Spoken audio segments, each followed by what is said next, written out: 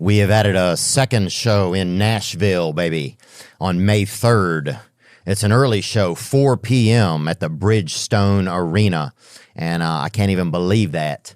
And thank you guys so much for all the love and support, and I'm honored to be performing here in Nashville.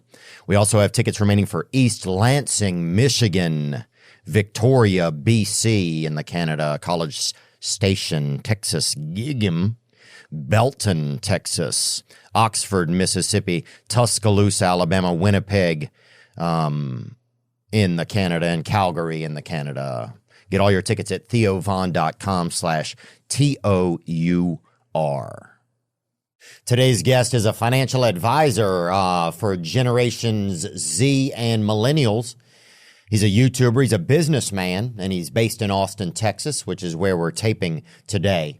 You may have seen his popular show, Financial Audit, where he takes people to task over their spending habits.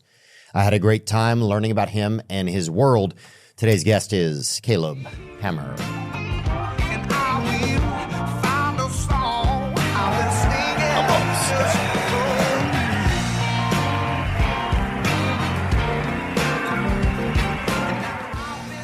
Caleb Hammer, man, thanks for catching up, dude. Yeah, what's up, buddy? Nice to meet you. Not much, yeah. Nice to meet you too, man. Hammer. Caleb Hammer. That's a good name. Yeah, it's powerful. It is. Is that Russian, Hammer? Hammer? I think I'm British and native. Oh, yeah? So a little conquering, of the United States a little. And, oh, wow. Yeah, so no matter what side of the bed you wake up on, you're going to draw a weapon, probably. That's right, yeah. That's wild. Native American? Yeah, like 25%. Oh, that's great. Yeah. That's a good amount. Yeah. Not too heavy, but yeah. But chilling. Enough to feel a little tan. Oh, yeah. Little minority. Yeah. Oh, enough too to fucking know how to make a good fry bread too, I bet. Yeah. I noticed that. So you're kind of this financial guy, or financial liaison even, to like Gen Z or millennials. I mean, it could be anyone, but I feel like that's kind of like, it seems to me like that's kind of like the world that you work with. Yeah, that's who got attached to it. We age range in that like 18 to 35. That's our big group. That's where our metrics are right now. And you're helping people with their finances. Like, what kind of qualified you to become sort of this person who's offering suggestions to others? Yeah. I mean, since the stuff I talk about is so basic, I was a dumbass enough, like back in the day, to overcome all that debt, get control of my spending, learning how to budget, get kind of obsessed with the personal finance space, build a pretty successful net worth before I started YouTube, and just sitting down and talking to the people in the worst of the worst. Yeah. Since I was there, felt like those are the people I could talk to. Not talking to the Theo Vons, not helping you with your investments, but we're talking about the lady who has tens of thousands of dollars of credit card debt, some car she can't afford, and getting repoed left and right. Right, yeah. I mean, I feel like you kind of have this like Jerry Springer meets finances kind of energy, which is, it's awesome. We call it Caleb Springer. That's what we call really? it. Yeah. Oh, I didn't even know that. Yeah. Oh, that's great, man. Yeah, it's super fascinating. But like, so what was your financial problem? Just so I know, like, where did you start where you're like, oh, okay, I'm in a bad spot? College I was so dumb in college, man. Just starting to go into it. I was going into a major that wasn't going to make any money. I wanted to go into music. And of course, if you're going to go into music, you have to have like a $50,000 computer or whatever. It's some nice, beautiful iMac. So max out a credit card with that. Got to have an electric piano. You got to be cool. You got to be like the other music majors. Max out a credit card with that. Why cook when you're tired from school? Go to McDonald's every day. And that's before I was even a fat fuck. Like, I was just able to consume those and still be skinny, but max out a credit card with that. Got to get around.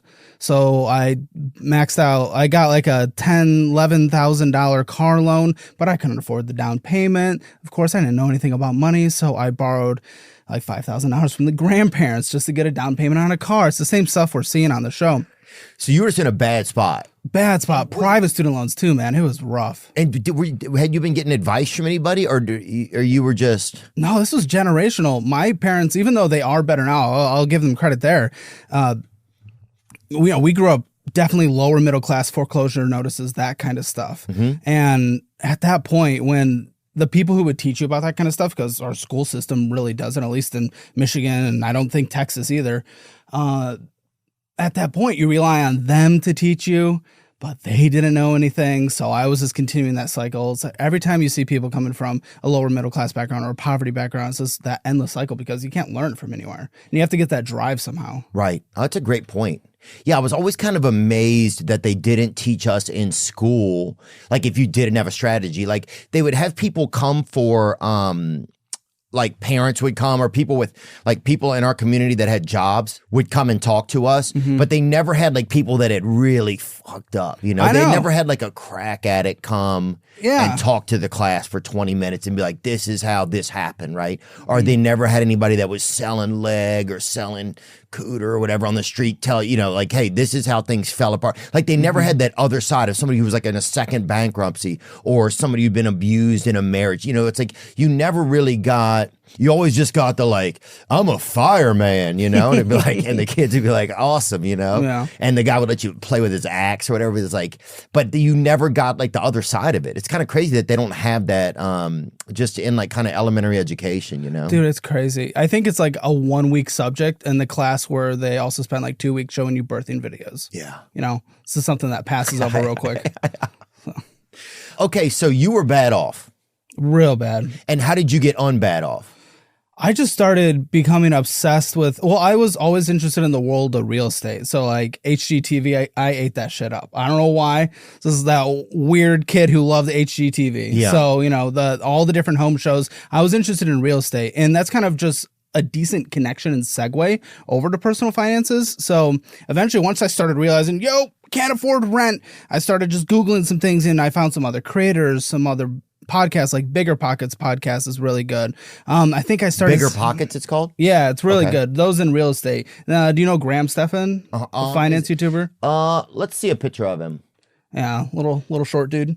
Graham Stephan.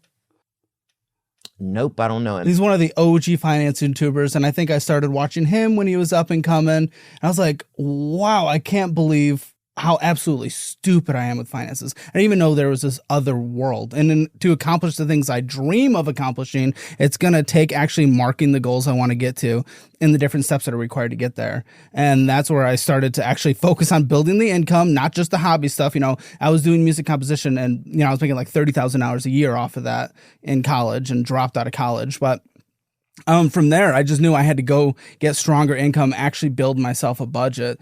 And that's when I started, you know, looking to move in different areas. And I got a connection down in Austin. And that's when, like, I actually started putting the focus in pointing my money in the right direction, building a budget for the first time. And it's been good since then. Yeah. Okay, so you started to put your money back together. Like you started, I mean, did you pay off some of those things? Did you get rid of the car? You said you dropped out of school. So yeah, I'm assuming that you just realized it wasn't for you, or? Okay, it's going to sound like the most arrogant, cunty thing ever. But like, I was actually making more on my music compositions than my own professors did on their own compositions. So I was like, why am I spending more money to go in school? Okay, so that's when I dropped out. Okay, you already felt like you kind of been able to learn what they were going to teach you over a course of a long time. Kind of. I mean, I like the lessons and stuff, but then I still had to go to all these other classes that don't matter, and I had to spend money on that. Right. Or at least things that were going for the degree. But at that point, I still knew nothing about personal finances. Once I moved to Austin, I wanted to get a job that focused on me being my own business, essentially. That's what I was doing with music composition. And one of the best jobs that just like you and I could go get today if we wanted to, where your own business is sales. Okay. You know, you are your business. You're out there building the client base. And that's what I ended up doing. And with that, I reached the top of the sales team immediately. Selling. Selling. It was trading education, you know, like stock trading and some memberships and stuff like that. Okay, so no, I'm not familiar with what you're talking about. Like stock market. Okay, so you became an investor? No, I was selling classes that taught people how to become day traders and stuff. Okay, so day trading courses. Really bad products, I'll be honest. But really, you know, I just had to, you know, I was taking the job that would hire. Okay, so the actual product wasn't a good product, or just you thought it was? It was fine. Just people shouldn't be day traders. That's the thing. Oh, I see. It's like 90% lose money. It's not that the people that were teaching it were bad or the education itself was bad. It's just like that's probably too risky for your average person to get into. So it's just a risky thing to get into. Risky to get into, but luckily the people I was selling to, they were with people with too much money, too much time. Oh, they were? Yeah, it wasn't like... You weren't selling it to children or whatever? No. Okay. No. Especially since, I mean, I think you have to be 18 to open a brokerage, or at least to open those kind of accounts, if I'm not mistaken. But actually being able to build that, like, personal business, personal brand, and getting to the top of the sales team, eventually getting to the place, bringing in 6 figures. Wow. Grinding for a couple years, I focused on paying off my grandparents first because it was family debt. It's a little emotional. That's probably not what I would necessarily suggest today to people that I'm talking to, but that's what felt right in that moment. And then the credit cards. Is what paying off your grandparents, you mean? Absolutely. Well, yeah, because you have to see them. You still have to answer their calls, and you have to hear the timbre in your grandmother's voice, knowing that they're concerned about their future because they're missing a little bit of their nest egg. Exactly. And they were nice enough to give me that money in a hard time. I got to be nice enough to prioritize paying it back. Right. And then the 30% credit cards I had from there, about 10,000 hours total in credit card debt. And then Sally Mae, you know that bitch? Oh, yeah, the loan specialist? Oh, yeah. No, she's not great. So I had some like 12% interest, private student loan debt, maybe 15%. It just kept ballooning, so I focused on paying that off after that. But those are private ones, right? So there's ones you get from the state that are lower percentage? Okay. Yep, I had federal-backed student loans. I still do because I'm not going to pay them off because they're only 4%. No, actually, mine are like 3%, so I'd rather invest instead. Right. So I'm just doing my minimum monthlies there. But so because Sally and her 15% were just so crappy, I focused on paying those off next. And then eventually my car debt as well, because that was also like 11% for a Nissan Altima, 2013. I don't know if you're a Nissan Altima girly, but their transmissions, they all die immediately. Yeah. So it was like 60,000 miles and the transmission was dying. Yeah. And I already owed debt on it. Altima is definitely a lot of Latinos would drive them, I know. And then my ex-girlfriend drove one. Oh. Okay, so you started to get out of debt. You got some money going. You found out that you realized maybe the direction you were going in school wasn't for you. It sounded like you started to make some kind of like severe choices, right? Yeah, big life choices. Moving across the country, packing up the sedan. Going from Michigan to Texas. I guess it's not across the country, but it was a big move for me. And focus on paying off that debt. And that's once I got my emergency fund, which is what we prioritize after paying off high interest debt. That's where I was like, I can finally start accomplishing the dreams I wanted to. And I was putting 10% down on a house here in Austin. Oh, wow. And that was my big goal. And were you still doing sales at that point? Yes. I was still doing sales, and I started moving in the world of like product management and the tech world. But like, what does that mean? So it was kind of like fake product manager, I'll be honest, for all those that know product management out there. But I was like overseeing memberships at that company that I was talking about and trying to improve their products. And I was just kind of overseeing that, working with different teams. But I was transitioning to that world because, again, I like running some things. That's why I like building out the company that we have now and having management over products and just making a better experience for the clients. Okay. And is the product you sell now to people, is that a more helpful product, you think, than the first one, the other? Oh, absolutely. The day trading stuff? Yeah, because what we're doing now, like our simpler budget app, like that is an app that people can use and actually follow a budget, hit the goals that they're trying to do. It's things that actually help people instead of like, hey, there's a 10% chance you might be successful in this field. Good luck. Right. That was kind of the products back then. But yeah, so people can actually, finally take control over their destiny. Okay. What is, you talk a lot, okay, so I feel like I have a decent understanding now of how you kind of got to where you are, right? Like a lot of it sounds like you're like, okay, college isn't for me, I need to change that. These are the high interest things that I need to get a job or find a field. You found sales, it's working well for me. And then I need to find out the higher interest things, I need to get out of those first. The lower interest things I can keep, because if I can invest at a slightly higher interest rate, then I'm going to be hypothetically or hopefully paying those off over time, assuming I can make more than the 3 or 4%. Exactly.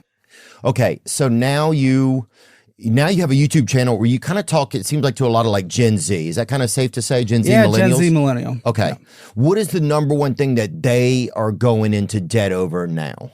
In America, cars, man. Cars. Everything's drivable infrastructure here, so you have no choice but to get a car. You need a car to get a job to pay for the car. Right, they kind of locked us into that, huh? Yeah. What's that? Is there a theory that they did that on purpose, that a lot of that's done on purpose, you think? that we had, that they created like this car economy? Can you look up, just see what you find on that?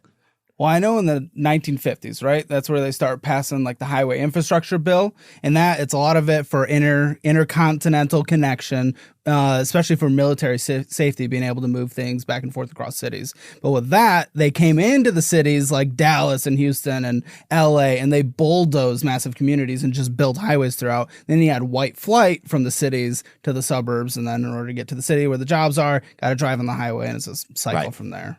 Yeah, I think you pretty much just answered it. That's what it seems like a lot of that is. It was like, yeah, people wanted to also live in the suburbs. They didn't want to be in the place maybe right, around a bunch of building stuff. You want to have a yard. You want to have a little bit more space. And cities went to shit after that too. It really did.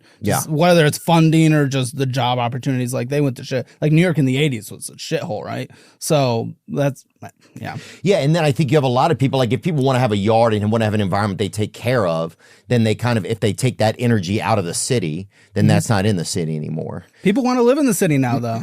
People are giving up their car, and in my age range, in the audience's age range, they want to live in those more walkable communities. I'm moving to a walkable community. I love to not have to drive. It's a nightmare. Nice. Yeah, kind of like my parents, it was the thing where they wanted to drive into work and drive home. That was part of like the commute, it was almost part of their lifestyle. Yeah. I think that was like a big part of the lifestyle then.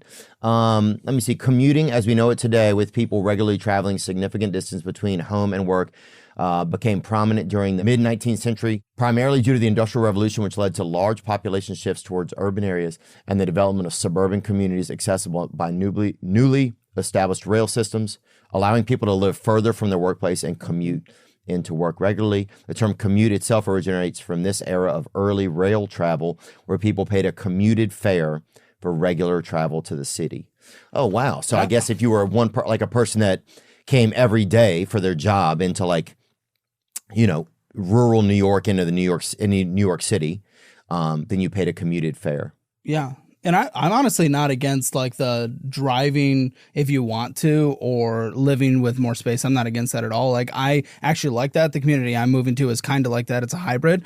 But what I don't like, dude, I don't know how much you know about zoning in the U.S., but it's crazy. We're supposed to be like this capitalist bastion of freedom, but we don't let anyone build what they want on their property. So you live in a neighborhood, and in order to get a coffee, you have to drive 10 minutes because no one can build a coffee shop in the neighborhood. Right. Because we tell people what they have to build instead of letting the people determine the market and the market determining what gets built in places. That's what I want to see, a more freedom-esque living situation where people can build their communities. Yeah, I think that's fair. But then I guess what if you have a place you finally call home, you love it, and then somebody next door builds like a neon lights shop or something. Yeah. And they're just huge, and they're put billboards up in their yard. Like that kind of thing I feel like would lead to war. Yeah, that's more like HOA, So like I'm okay with like small communities coming together and deciding what's good for their community, but a whole state or a city saying, no, you're 40 minutes from City Hall, you can't build a bakery there. Right. Sorry, a highway has to go there. Yeah. So...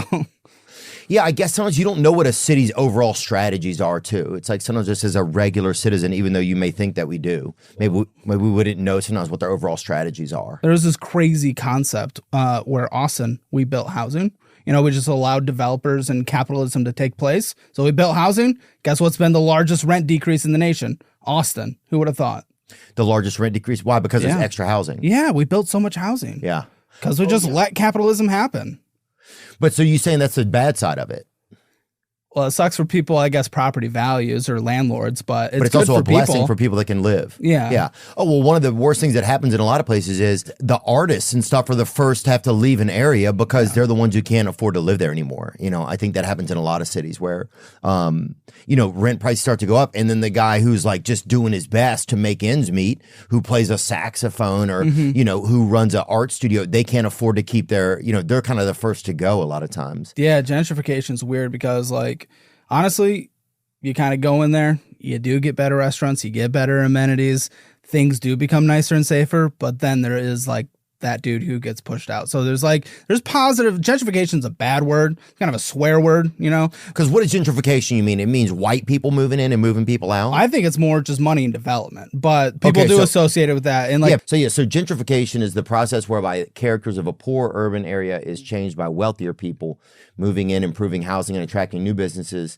typically displacing current inhabitants of the process. Right. So you lose a lot of culture. Yeah, because you develop new culture too, but you lose like the old culture, right? Yeah. That's where I want more access to like home ownership, because if someone owns a home in that area and gentrification happens, they can make a lot of money. So I want the people who are already there to have access to be able to get into the home and buy it. It's the renters that get pushed out, like the saxophone guy. He'd be the one that gets pushed out, and that sucks. Yeah, and you lose a lot of authenticity there too. Yeah, absolutely. You lose people who know the lore of the neighborhood, and then everything just starts to be a Panera Bread too, which really starts to suck. That's one thing that starts to happen in a lot of places is you just run a lot of the same, and a lot of cities start to look the same. Yes. And then you don't have there's no reason to even go to another city. You're like, why do I want to go there if it's just going to be another restaurant that's just next door to me? It's the same. I think they're called like 5x1s, like all the buildings that you see everywhere where they're like 5-story apartment complexes with the same chains on every floor. It's the cheapest to build. That's usually what the city messes it up by only zoning for that, because everything has to be one size fits all. Yeah, Nashville's ruined. They have a great area there called 12 South, and it has all these like great little shops and stores. And then now it has like a rag and bone. It's just like it had like quaint vibes. You could walk down. It just felt like you were in like a neat pocket.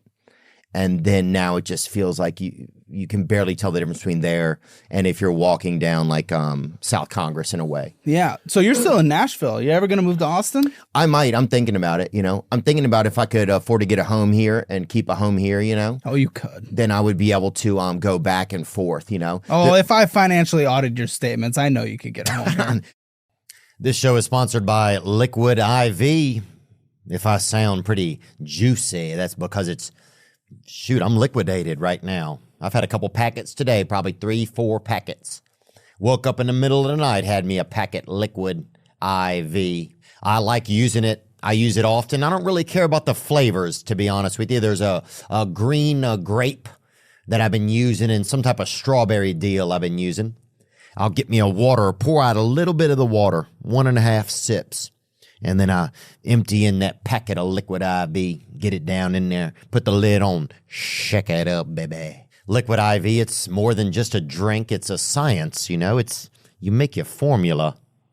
So go ahead and break the mold and own your ritual. Just 1 stick plus 16 ounces of water hydrates better than water alone. That's true. Embrace your ritual with extraordinary hydration from Liquid IV. Get 20% off your first order of Liquid IV when you go to liquidiv.com and use code Theo at checkout. That's 20% off your first order when you shop Better Hydration today using promo code Theo at liquidiv.com. If you ever buy something from our store, we use Shopify. It's 2025 and a new year means new opportunities. For a lot of you out there, I know you've been thinking about maybe starting your own business, but you have so many questions. How do I get it started? How do I come up with a brand? And I had the same questions that you did when I started. Here's what I learned. The best time to start your new business is right now. Shopify makes it simple to create your brand, open your business, and get your first sale. You can get your store up and running easily with thousands of customizable templates. No coding or design skills required. All you need to do is drag and drop. Established in 2025 has a nice ring to it, doesn't it? It could be a business you pass on to your own family member one day. Who knows? Sign up for your $1 per month trial period at shopify.com/THEO. You want to start a small business? Get started. That's right. Sign up for your $1 per month trial period at shopify.com/THEO, all lowercase. Go to shopify.com/Theo to start selling with Shopify today. Shopify.com/Theo. So just to kind of circle back into where we were. So one of the major things you're saying that Gen Z faces is... Well, car debt for sure. That's what every American faces. It's car debt. It's, yeah. Again, you have the car so you can get to work to get the paycheck to pay for the car. That's the first thing my mom said. She's like, okay, you're going to get a car to get to work to pay for your car. Yeah. And it really was the truth, kind of. It really is. But also having that freedom was great, Yes. And I want to like just kind of correct what I said. Like, I'm totally for driving anywhere if you want to. Just wish there's more options. It's kind of, you're forced to drive. Yeah. So that's pretty much it. Oh, yeah. They won't even let you take a scooter or a Lime on the interstate. Yeah. Which is crazy. Like, there might be one state allows it. What state allows scooters on the interstate? Can you bring that up? What state is allowing you to scooter on a highway? It might be New Hampshire or something. They don't give a fuck there. As long as you're an organ donor, they'll let you fucking do whatever you want, bro. As long as you are donating plant-based organs back to society. That's wild. So when I was a kid, they had, you felt like you had to have a job, right? Mm-hmm. And my mom I was raised by my mom. She always had a job. She had a job like, I don't think she only had like, it was always work, and parents would have been ashamed if they didn't have a job. Do the younger generations feel that same way? Like people that you're talking to, do they have that same feeling about work? No, there's something really interesting happening in our culture right now that I cannot define super well. I always mess up with the words. Infantilization. Infantilization, yes. Okay. Thank you. A lot of people, I don't know. Everyone's like, I'm 19, I'm still a child. There's a lot of that conversations that I'm having on my show. And honestly, I didn't notice it too much until I started doing my show. And then, being a little active on Reddit or Twitter, it's like everyone's really acting like they're a kid until they're like 25 now. I don't really know what's baby syndrome kind of. I was so excited to be 18 and have my freedom and just go make money, do what I want, go to college, figure it out. And there's so many learning lessons you get during that time period. But now it's like I'm a child. Not everyone, but it definitely feels like a cultural shift. Huh. You know those predator like beating videos online? Oh yeah, there's so many of them now. Yeah. One thing that's I just saw yesterday on Twitter or X that was just kind of demonstrating what happens when Gen Z meets with those predator beating videos. They lured someone, as usual, to meet an underage person to beat the crap out of the person. Mm-hmm. But the Gen Z people lured a 21-year-old to meet an 18-year-old and beat the shit out of the 21-year-old for meeting an 18-year-old because it's a huge, crazy underage 18-year-old who's a child. Right. So we must beat the crap out of the 21. It's really weird. Like, what are you saying? Like, that was just like they can't even do that, right? You're saying like, no, it's just it's thinking that. Oh, I see. It says 5 Worcester. Oh, Brandon's on it. Students charged after mob beats up falsely accused child predator, and that's in Worcester. Oh, I'm sorry, I know this place, Worcester, Mass. 5 students from Assumption University in Worcester are facing charges of kidnapping and assaulting a man for a TikTok inspired to catch a predator. Police are saying that the man did nothing wrong, as court documents state the man went to meet a woman who was listed as 18 years old online.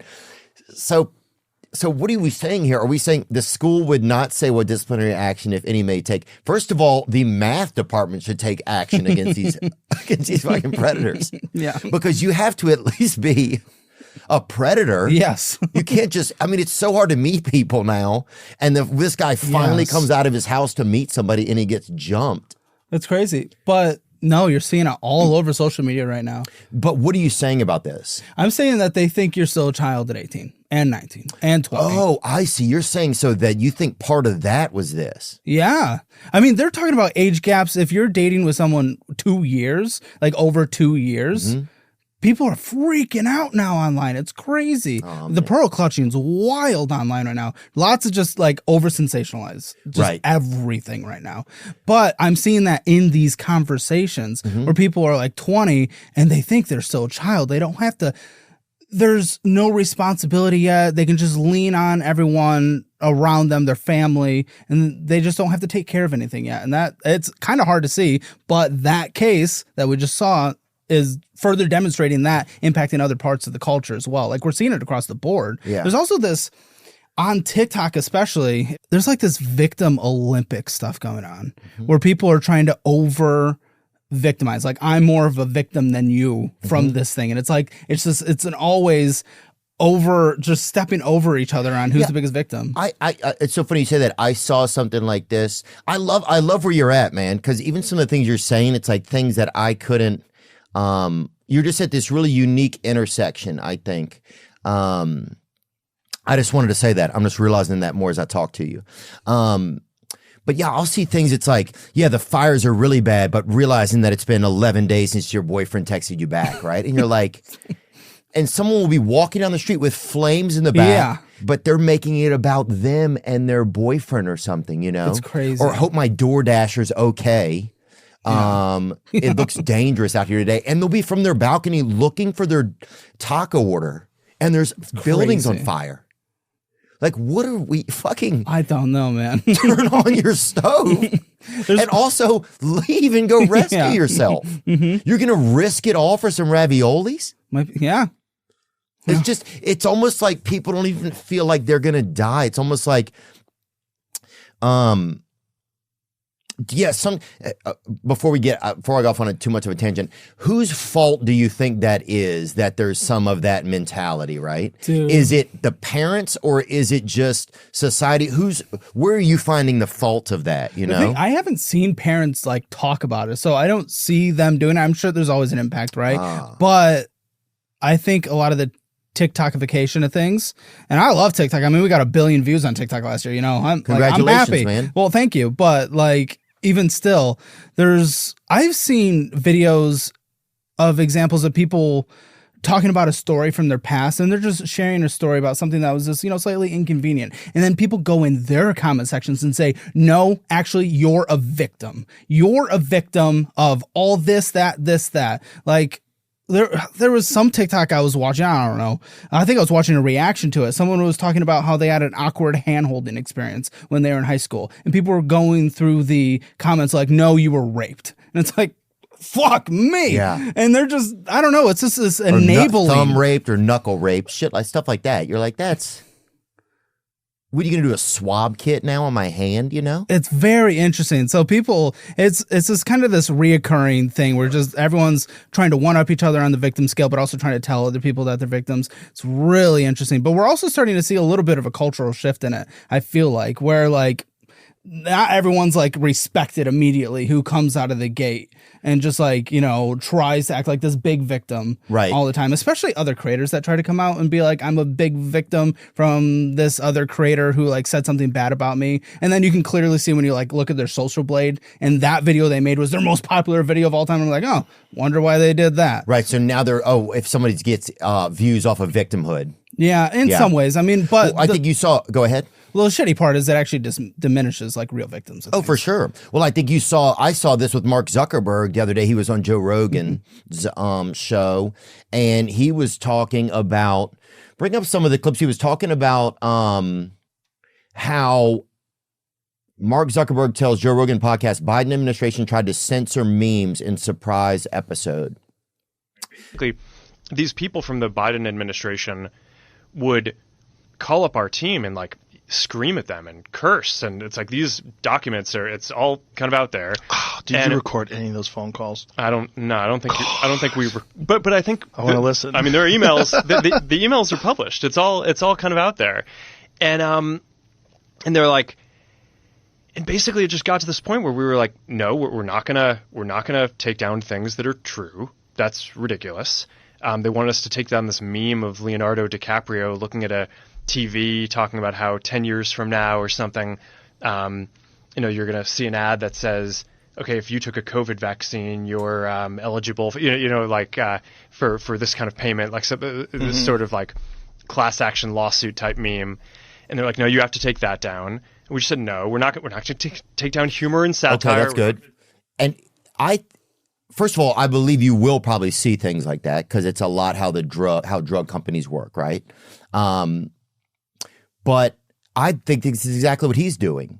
Because they admitted before to like only putting certain stuff up during like deciding what it was misinformation or not, right? Mm-hmm. Which is just it's awkward for a platform to decide, right? Yeah. Kind of like, unless something is sexual violence, things like that. I don't think that should be on, but for them to decide.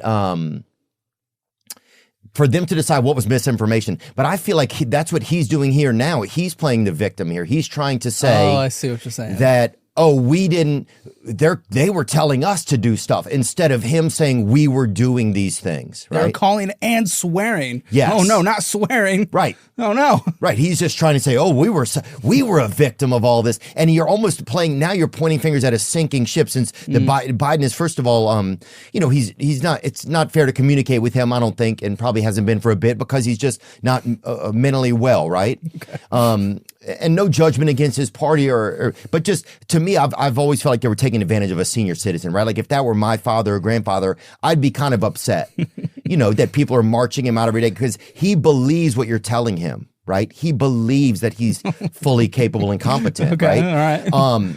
But yeah, in this instance, that's exactly, you say that there's creators doing that. I think this is one of the biggest creators doing exactly what you're saying. Well, I mean, we had a prime example. We called the episode, our titles are wild, but someone finally walks off financial audit. I guess that's actually not that. Someone title. Finally, what you said? Walks off financial audit. Okay. And one of her big, she was a perpetual victim throughout her life.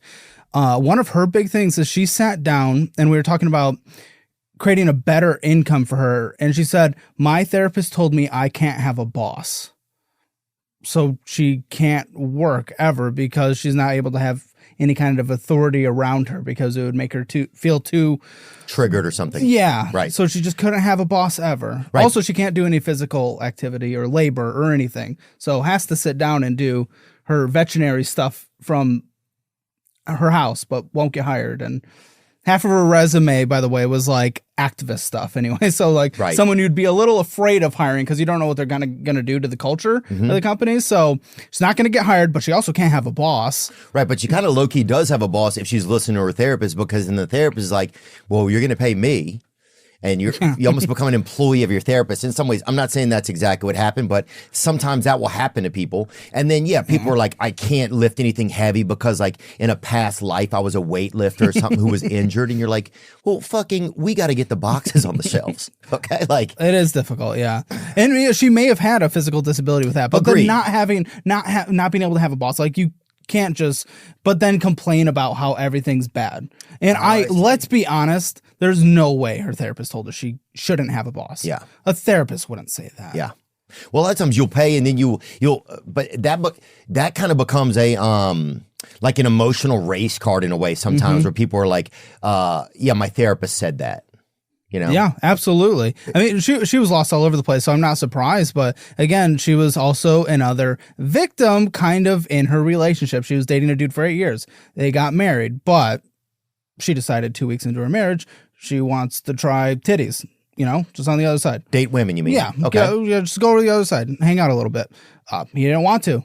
So he's a bad person for leaving her because she wanted to date women 2 weeks into marriage. Right. You can't just be funding lesbianism if you don't want to be. Yeah. It's like, you can support it, but if your wife leaves you, you shouldn't still have to be the guy funding it. Yeah. Or if you don't want to be open, especially. Yeah. Yeah. Yeah. You want a committed relationship. So he's the bad guy because. Right. So a lot of blame. 2 weeks into marriage.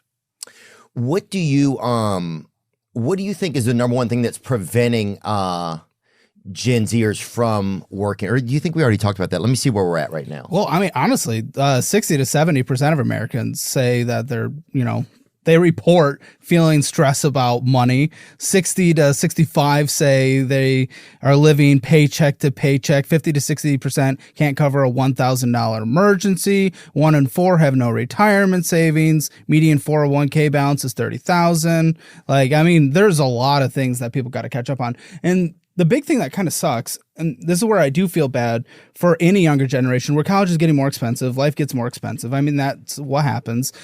You need to start saving as early as you can, because income's not your biggest wealth building tool, as Dave Ramsey says. I'd say that time is, because you need time in the market to let it grow. If you put $1 in at 20, it's worth so much more than $1 in at 30. But the more expensive things are, and the more we treat you like a child who doesn't have to work, and it's okay to take your time after college, and it's okay to go into debt, and it's okay to do all this stuff, the further you are from not only putting money towards retirement, but covering the $1,000 emergency or paying off the debt that's eating 30% interest a year. Yeah, the more you have that, the more that mentality is accepted and nurtured and becomes like a habit, then surely the further you are from, if you're not even taking care of your responsibilities or, hitting like a bottom line or breaking even, then yeah, you're certainly not going to be investing. Exactly. Do you see that nepotism is an issue? Because, there's a lot of there was always this idea of Reaganomics where the top percent will have the money and there'll be this trickle down, right? Yeah. But that's never really kind of happened, it felt like. Right. It's interesting, yeah. Do you think nepotism, just how big of an issue is nepotism? Do you feel like you hear a lot about these days about Nepo babies, right? Yeah. I just wonder if you hear a lot about that in the financial world, oh, you're just like a trust fund baby or something like that, Honestly, you don't see too much of that in my world. We've seen people that get a big sum of money. I just talked to someone the other day. She got almost $250,000 from a passed away relative, but she went into that pile of money without any behavior knowledge of how to utilize money. She's only been in debt throughout her entire life, only just blows all her money, more than she makes. So the moment she got that, well, of course, does it get saved or invested or pay off debt? No, it's gone in 5 years, just blowing it on fun stuff. So I'm okay if someone can prove themselves, that they have the talent to be known. And of course, we all, do you have any kids? I don't have any children. I would like to have some. Yeah. I mean, you probably want the best future for them. So right. You do want the best future for your children. Yeah, for sure. You'd probably be willing to utilize some of your connections to help if you can. Yeah. And I'm okay with that, but it should also be based on skill. So give them the opportunity, but if they fuck up the opportunity, okay, good luck. Yeah. So I'm good with Nepo as long as they're proving it a little, but you got to teach that behavior. Yeah. Teach that behavior so they don't just blow through what you give them. Oh, yeah. I was talking to Lil Boosie one time. He's a rapper, if you're not familiar with him. And he was talking about how the hardest thing to teach is your hustle to your children, right? Your same energy for, if you didn't have certain things growing up, he's it is so hard to transfer that energy to your children. Absolutely. And at the same time, want to give them just, the basic needs even, and the basic needs sometimes will be fancier because you have more money to spend. Take me through a couple of examples, if you can, Caleb, of Gen Zers or millennials and some of the issues, just specific things that they've showed up with on your show. Okay. Yeah. I mean, we had, this is a couple we just talked about. Because it's so entertaining. This is one thing that's so great. It's it really is. It's just yeah, it's a financial Jerry Springer, and it's so funny that you had already coined that term for you guys selves. Well, people use it as an insult, but it's not, so I just accepted it. I don't think so at all. I think as long as people are actually getting help and we connect them with resources and they 1,000,000% know what they're getting into, I think it's just the most fun thing ever. And then they have fun. Then the audience has fun. And what's crazy is we could sit down and we could just do the most boring finance content ever, and 50,000 people watch it or something, and some people learn something. Or we could do this true, real show that is also really entertaining. Hundreds of thousands, millions of people watch it, and then we've calculated about 20,000 people at least have, which is based on comments and things, have gotten out of debt, saved for an emergency fund, have actually changed their life just because of watching this show that has gotten to them that they're interested in. Yeah, and I think it's almost I can almost see this happening where we will get to To Catch a Predator videos of you pulling up on somebody, or not even you, just the way society is, right? Because you're kind of at this perfect section of capitalism and voyeurism. Right? Okay. Where I could see there almost being a To Catch a Predator of somebody buying something that they can't afford, and you pull up on them on the spot. It's almost you're catching them in a transaction. Yeah. And it's you can't afford this, man. What are you doing, Chop up their credit card on the spot. Yeah, totally. Yeah. I feel that's where we're headed, Some people could use it. Oh, for sure. Yeah. Oh, for sure. There's someone walking around a mall right now that should not be in there that is pretending, to probably has empty bags in their hands with weights in them. Yeah. Some very light weights or old clothes, and is just pretending this illusion of like living in some fantasy, you know? Well, honestly, like cities like Austin and Nashville is kind of similar to Austin, so I wouldn't be surprised if Nashville as well. It's like the richer someone looks, likely the poorer they are because they're really compensating, driving a slightly nicer car, nicer clothes. They're usually in mountains of debt where you just have a dude like Zuckerberg. Well, now he looks a little, he's gone carrot head and everything or broccoli head. But, before he looked like he was like poverty, but he's a billionaire. So yeah. Lots of compensation. Yeah, he kind of has that autism billionaire vibe, Yeah. Which I think is like kind of the new. A lot of billionaires are autistic now. Mm-hmm. It's like the new thing. So who knows what they're going to do? Some of them. He looks like he doesn't even eat or anything. Could you imagine him eating a meal? I couldn't. Yeah, so he's gaining, man. He's getting those gains. I know. I'm not saying he's not healthy or something. Yeah. I just think it's he gives off a computer energy to me sometimes. Look up that surfing photo. Dude, that's a good point. Dude actually has a dump truck. You don't get that not eating. There it is. Look at that thing. Good for him. And he's in whiteface there, so obviously they were reprogramming him or something. And they had to put his face in the shop for a week or something. No, certainly an amazing creator, but I do think there's this very strong link between autism and technological advancement that I think we'll figure out in the future. But that'd be nice. I think I have a bit of tism, but probably not enough tism to get to the 3 comma club. Yeah. It's a bummer. Yeah, it's okay, but still, you get graced with a little. Yeah, the 2 comma club. Yeah. It's fine. I beat it. I barely beat it, dude. And they said it was very close in our area. Can you take me through a couple of examples? Absolutely. Just so my listeners can know like some of the stuff that's on your show, right? Yeah. I mean, do you want them to pull up some shorts even? Yeah. I mean, I know we have a couple. Oh, sure. We were just talking to this couple. They're both okay, try not to get canceled. I guess lesbian couple. And they we know what lesbians are. Yeah. Yeah.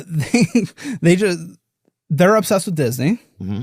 Lots of Disney adults are, and they're Gen Z, and they are obsessed with birthday months. I hear birthday month so much with Gen Z and girl math. And what is your birthday month? That thing? Birthday month. So you have to celebrate. So for their birthday month, they spent $2,000 on Disney exclusive passes, and then went to Disney World, spent a lot of money on that. Then they're going to Disney World 2 times next month, and then 1 time in the summer for different birthdays, different birthday months. And they spent, what did I have? $21,000 in 1 month when they make $7,000 a month. And what is it? It's not like is it like lessons to talk like characters? Like how far, like what are they getting into? I don't know. They live in Arizona and they drive to LA to just have their little special birthday month. This is their birthday. Right. I can go into debt and fuck my life. It's my birthday. Oh, I see. So something as simple as your birthday, they can go 20 grand in a debt. Yeah. Right. The whole month. Let's see this right here. And this is some of it. 2 Disneys in these last couple months. 2 Disneys next month. You guys are literally poor. We only went for 1 day in November. You still traveled there, bought a gagillion dollars of food. Took our nephew for his birthday. His birthday. And then we went for my birthday. Oh, if I hear one more thing out about lesbians and their nephew, His birthday. I don't give a shit about birthdays. What is this obsession with birthdays? How are you guys getting there from Mesa? Getting what? It's in LA, so it costs money to get there. Yeah, we drive. We drive there. So you're getting places to live? Does it cover the place to live when you're there? Nope. So you're spending money to spend more money? Yes. Do you get the free food while you're in there and free drinks? No, we pay for that too separately. What the Wow. talking about? 10% off merch. Got Is it. this not fucking crazy? So yeah, it's like you would think, especially you can find deals nowadays where they probably could have got some free food vouchers or something like that. Yeah. Yeah. Yeah, or just stayed off campus and, went. I'm okay if they go like once a year. They have like 5 planned trips already. Yeah. For Disney. And what does that give them? I think strippers and lesbians love Disneyland, right? I noticed that. Lesbians also love this. It's our nephew's birthday, right? Because for a lot of lesbians, it's probably as close as they'll get to having a child, right? Just because of science, math, or whatever. And nowadays that's changing some, but for a long time, a lot of lesbians are like, we got to get our nephew, It was like that's like the biggest, craziest thing, So I think there's a lot of nephew obsession in the lesbian community as well, Yeah. But that's a lot of money on Disney. Yeah, it is. Dude, and not much return. You get a return, but you're an adult also. Yeah, but unlike most lesbians, I think they're going to last forever, though, because they're on the same page. And usually couples that aren't on the same page about money, that's where they divorce. But they're on the same page about wanting to ruin their lives for Disney. So it's okay. They'll be fine. Yeah, they need to have a Disney. Now, I wish Disney had a hostel or kind of like a Section 8 area. Yeah, they should. Because that would be very magical if you ended up like in the trenches. Yeah, instead of the monorail, you get a little spray painted one. Just it's a little sketchy. Someone tweaking out in there. Yeah. But it has somebody's put like Elsa likes to on the side or something, or just spray painted some wild shit on it. I think that could be kind of interesting. Okay, so you're talking to people that are wasting too much money. Usually, right? Lots of debt. Okay, a lot of debt. What are some other ones that you're seeing? We had this dude. Frustrated incel buys women instead of dating was the title. Ooh. He went into $8,000 of credit card debt just so he could go to strip clubs. He sacrificed eating so he had more money to go to strip clubs. Wow. 2,000 hours a week on strip clubs. And his quote was, "I'm a Sigma male. I can just go to the strip club and get some booty that way." I guess it's easier for him. He was a little disappointed, though, that he couldn't lick or bite them, though. That was his one complaint. Okay, so he didn't get the fluid pass or whatever. I don't know what. That was another one of our guests that got the fluid pass. Wow. Yeah. Well, strippers is that age-old kind of bait and switch. It's the illusion, That's why they always catch men like masturbating in their cars outside of strip clubs because they're, they've built up this whole illusion.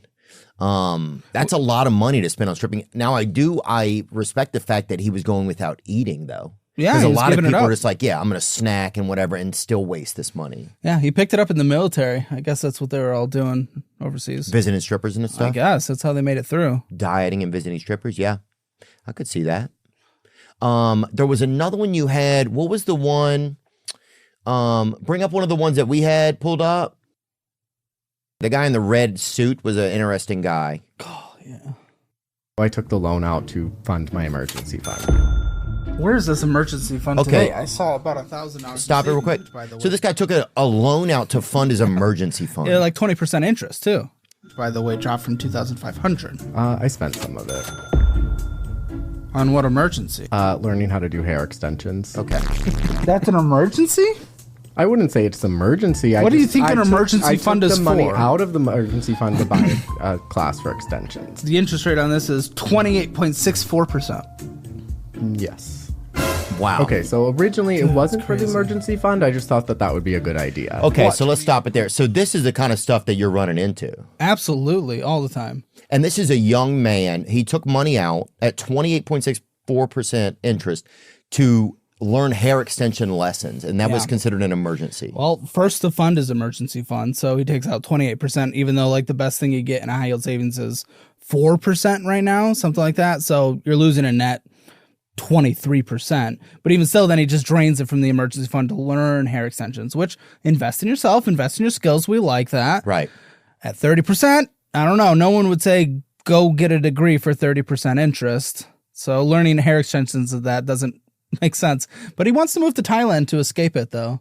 So I think that's his out. To escape the debt, you mean? To escape capitalism is what he specifically said. Yeah. Do you see a lot of that? I'm going to fly away to another country. That seems like a very fairy tale type of energy. Honestly, no, surprisingly. A lot of people, when they just get overwhelmed by their finances, they really just put their head in the sand and they just forget about it until it all comes and bites them in the ass. And that's usually when they come on our show. They realize they've had too much and they watch one of our episodes and they're like, oh shit, I got to apply. And that's when we usually see them, is when they've realized it's too much and they're in the most dire situation, but they haven't fully awakened to why. So they're still defensive on things. I'm sure they're nervous on camera. They're just normal people off the street, but that's why they're still defensive and they're trying to understand like what is going on. And there's lots of cope talk across the table from me. And what does cope talk mean when you use that term? Yeah, just like I was allowed to do it. It was my birthday month. It's okay. Excuses. Yeah, it was okay to go to school for 12 years and take out private student loans to pay for an expensive apartment. I was just trying to survive. So a lot of people trying to, it seems like, deflect the reality of the world. Yeah. Like, what can I do? What class can I take? What school can I stay in longer? What can I do to not have to face the fact every day that I have to be the one to survive myself? Absolutely. And I was there too. It just takes that moment. It takes that moment for everything. Totally. I haven't hit it for going to the gym or dieting, but it takes that moment for plunging into the deep end. Yeah. There's usually something. For me, it might be a heart attack, but for my finances, it was, shit, I can't pay this month's rent. I'm continuing the cycle of foreclosure notices. So they usually find their moment, but they just don't know why things are bad, but that's when they come on. We meet them at the bottom. Usually. Some need a little further to go. And that sucks to see. Yeah, that sucks to see. But people that have come on our show, though, the median guest pays off $10,000 in 10 months. Really? So it does work. Like, it works really well. They just need that wake up call, a little of that adult moment where it's the first time someone's given them like the real shit without just trying to skate around. Yeah, because then also after you have a piece of reality that's really like a moment, like these are real moments with people who have made some mistakes, or 'cause we've all been there. I mean, I remember I had a cell phone. I was like, I'm not paying Verizon. They don't know me. That was my thought. These fuckers don't know me, right? And I was on a bicycle at the time. Mm-hmm. I was on my bike on the cell phone, just eating up minutes or whatever, just running up a tab. Mm-hmm. And I was like, these motherfuckers don't know who I am. You know what I'm saying? I'd like to see them come get this fucking money, right? And my friend's house who I was living at, his dad was like, get fucked, pay the shit. Yeah. And then I think that's when it started hitting me like, oh shit. It hit my credit, right? Next, I didn't even know I had credit. Until they called like, hey, your credit's bad. I'm like, what is it? Yeah. And like, your credit? And I was like, yeah. Dude, put him on. And they're like, no, your credit's bad. And they're like, you owe $1,100 to Verizon. I thought you could just run away from it, and you can't. But that was like kind of a bottom for me. I was like, oh, shit is really real, right? Mm-hmm. So I think moments like this are really real to people. And then you have a gentleman here who seems to be kind of sexually fluid, I'll say maybe. I have no idea. He's dressing up like, he kind of has the look of, he's like the arch nemesis of like the Monopoly guy or whatever, right? Okay. Or kind of like a Christmas sort of, like a like kind of like a Carmen Sandiego. Yes. Yes, like hey, like kind of like Carl Sandiego, right? Yeah. So I feel like he has this and it's a good energy. I like it. So obviously he's brave to have his own vibe, right? You can tell that, right? He's confident. He's a business owner, this guy. He is? Wow. Wannabe business owner. Wannabe business owner. But then he also has this emergency fund. And I think a lot of people sometimes when they'll create an emergency fund, a lot of fluid people will be very like, oh, this jacket doesn't fit. It's an emergency. The emergencies can be very, it's like, is that a real emergency type of thing? They see it as a pile of money. Yeah. And that pile of money needs to be spent, of course. Yeah. Honestly, though, that's still a better mindset than where a lot of people come to. A lot of people will come on the show and they really haven't heard of emergency funds, and they say their credit card is their emergency fund. Oh. And that's... he took out a high interest loan for it, so I guess that's pretty similar. But at least he understood he needed an emergency fund. Some people think if anything happens, you put it on a credit card. Now, a lot of people don't have an option, so they do that. But then, we try to help them pay off the credit card as quick as possible. Yeah. What do you see is there a lot of flexing still? Like, I know that's a thing where people are like, I'm going to appear this way, Absolutely. Right? Is that a big thing you're seeing still with like millennials and Gen Z is like the appearance of things? Or are some people more go into like the emo hole of like, I don't have anything, I have nothing, I live in a Chipotle deep inside of a Chipotle type of vibe? No, there's still lots of flexing and lots of cope spending too. The flexing, we have people come on with, that outfit I think was a couple $1,000. No way, really? Yeah, it was very expensive. I didn't think it was. But even he had red sunglasses too. They were like a few $100. It was crazy. And hats like that, those hats are kind of costly, I know. Yeah. We've had a dude come on with, crazy rings on every single finger, but he had nothing to his name. If I remember right, he had kids and they were basically growing up in poverty, but at least he has the rings. So there's always lots of flexing. People care about what the person next to them at the stoplight thinks about their car. Yeah. You know, even though that person will never remember them 30 seconds from then. Yeah. I've had lots of people that I talk to where I try to get them out of a $40,000 car loan when they make $30,000 that they can't afford. And I'm like, let's just try to get you into a $10,000 car. And then they scoff at a $10,000 car. Like I'm going to be seen in a $10,000 car. And that mindset's kind of gross, honestly. Right. Because it's not even it's because you're not living in your own reality then. It's like, yeah, I think that was a blessing about having a shitty car when I was a kid. I earned the money. I bought the car. It was a piece of shit. Someone stole the passenger seat. But I drove it, you know. People would get in and just had to get in immediately into the back seat. Yeah. You know, but it was like I drove, but it was. Well, you learn the value of it. Oh, and that's the important part. So many people that can just lean on others, and especially those get we see so much enablement where they get into a hard time, but then their parents bail them out. And there's nothing wrong with the heart of wanting to help someone out, but they never learn their lesson, and then they never understand the value of $1,000 even, or just $1. But like, there's so many instances where I'm talking about $300 that they're spending on something, and that means nothing to them. Like $300 isn't a lot of money when it could be make or break for these people just making a necessary payment, avoiding a repo. But then $300 is nothing to them. They just don't understand the value of $1 because they never had to. Right. Because you had that car, you had to put money into fixing that car probably multiple times, or being terrified of it just bottoming out on the street. You understood the value of it. So you're not just like being disrespectful with your car purchases going forward. You understand it. Yeah. Are you ready to optimize your nutrition this year?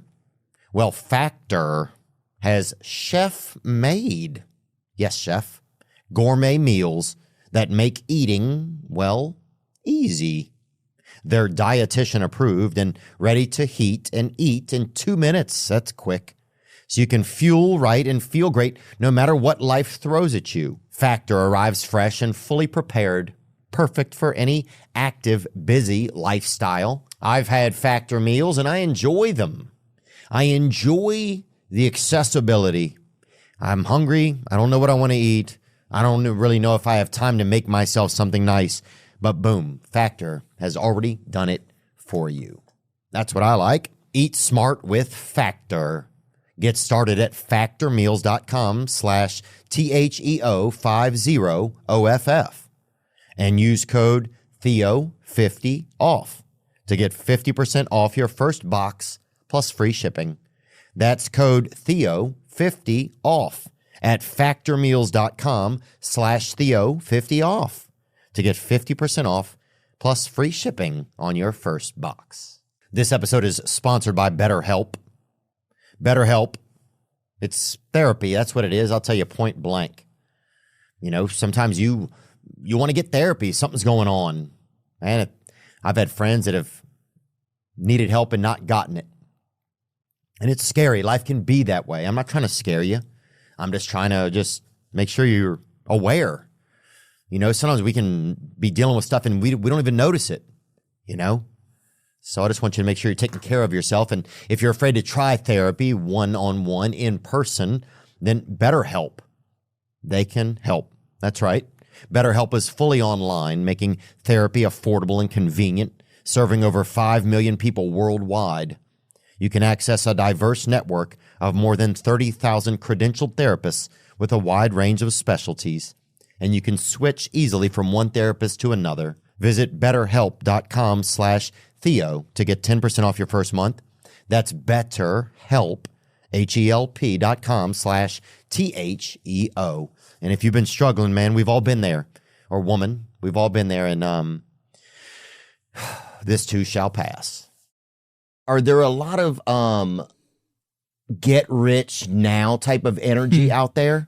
Oh, yes. Is there? And that kind of goes back to TikTok and YouTube. Yeah, take me to some of that. What do you think? What is some of that? What is some of that get rich now? Yeah, some of that get rich now energy. Schemes. What is that? Pyramid schemes people are falling into. I had someone going into a ball python pyramid scheme that I just talked to. No way. Yeah. So he buys 10 baby ball pythons from his friend. Mm-hmm.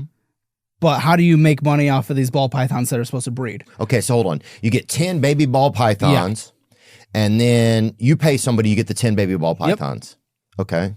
And now what do I do with these baby ball pythons? How do I get pyramided in? Well, how do you make money? What would you do to make money off of baby ball I think you'd have to mate them and then sell 10 to somebody else. Yeah. Now who's buying them? People you know. No. People that want to buy them so that they can breed them to sell them to people who breed them. Okay. Because people aren't buying them for pets. You go to a PetSmart for that. No one's buying from these guys. Right. You buy the baby ball pythons hoping they make kids so that you can sell them to others who want to make kids and sell to others. And he got sucked into that, tens of thousands of dollars. And his 90-day fiance wife from somewhere in Central America is like freaking out about this. She moved here, sacrificed everything. Yeah. And this dude's blowing all his money on this. And also like a million other side hustles. He's trying to do the power washing. He's trying to do the car detailing. Anything that is a TikTok get rich quick type of thing, or even just the side hustle things that some people do make work. He is just falling into it. And the pythons, that's his most recent example. But the pythons he bought have gone down 50% in value because apparently you can day trade. You can day trade the ball pythons on like a little market app. There's a market app for day trading ball pythons. Yeah. So not only has somebody created a pyramid scheme of ball pythoning, right? Yeah. So you're ball pythoning, you're selling a few grams of ball python here, an eight ball python here, and then but then the whole time somebody's also, whoever engineered this fucking thing, also created an app where there's like almost a ball python coin market. Yeah. So that's going up and down as well. Yeah. So you're basically driving around town with a backseat full of ball pythons waiting for the market to go up enough. Yeah. So you can pull over and put a couple ball pythons on somebody's tab. Yeah. Wow. That's my exit strategy. Bring that up. What the fuck? What in the fuck is happening, man? That's Hawktua's next pump and dump. I know, huh? Where's she been at? She went to bed. Somebody said she went to Barbados or something and she moved out of the country. Okay. But so that's a new thing that's going on. Apparently. What's another one that's going on? Any other pyramid schemes? Lots of people getting into the knives pyramid schemes. They're buying, I don't even know what they're called. I've never joined them, but they buy knives to sell to other people. So lots of those, lots of people getting into the day trading life, crypto life.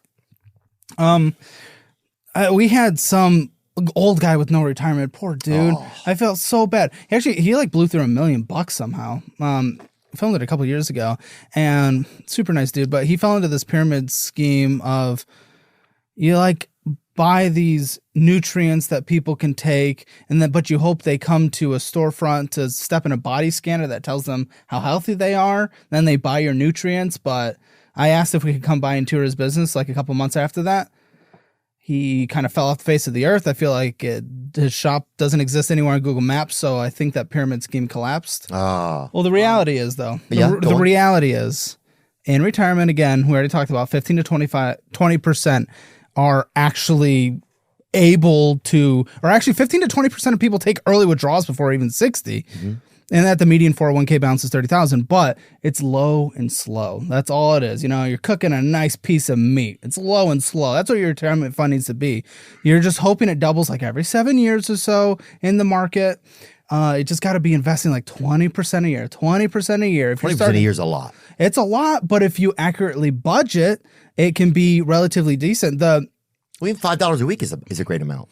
Yeah, starting anywhere is great. Starting anywhere. I mean, that's why you focus on getting out of debt first so that you have more to invest. Right. Out of the high interest debt. But what a lot of people suggest is 50, 30, 20, 50% on needs, 30% on wants because you want to be able to live. What's the point of being here if we're not having fun? And then 20% to investing. So it's still the smallest percentage. Okay. But say if you have debt, right? Yeah. And you could save $5 every week. What's the debt? You could save, say you're $10,000 in debt.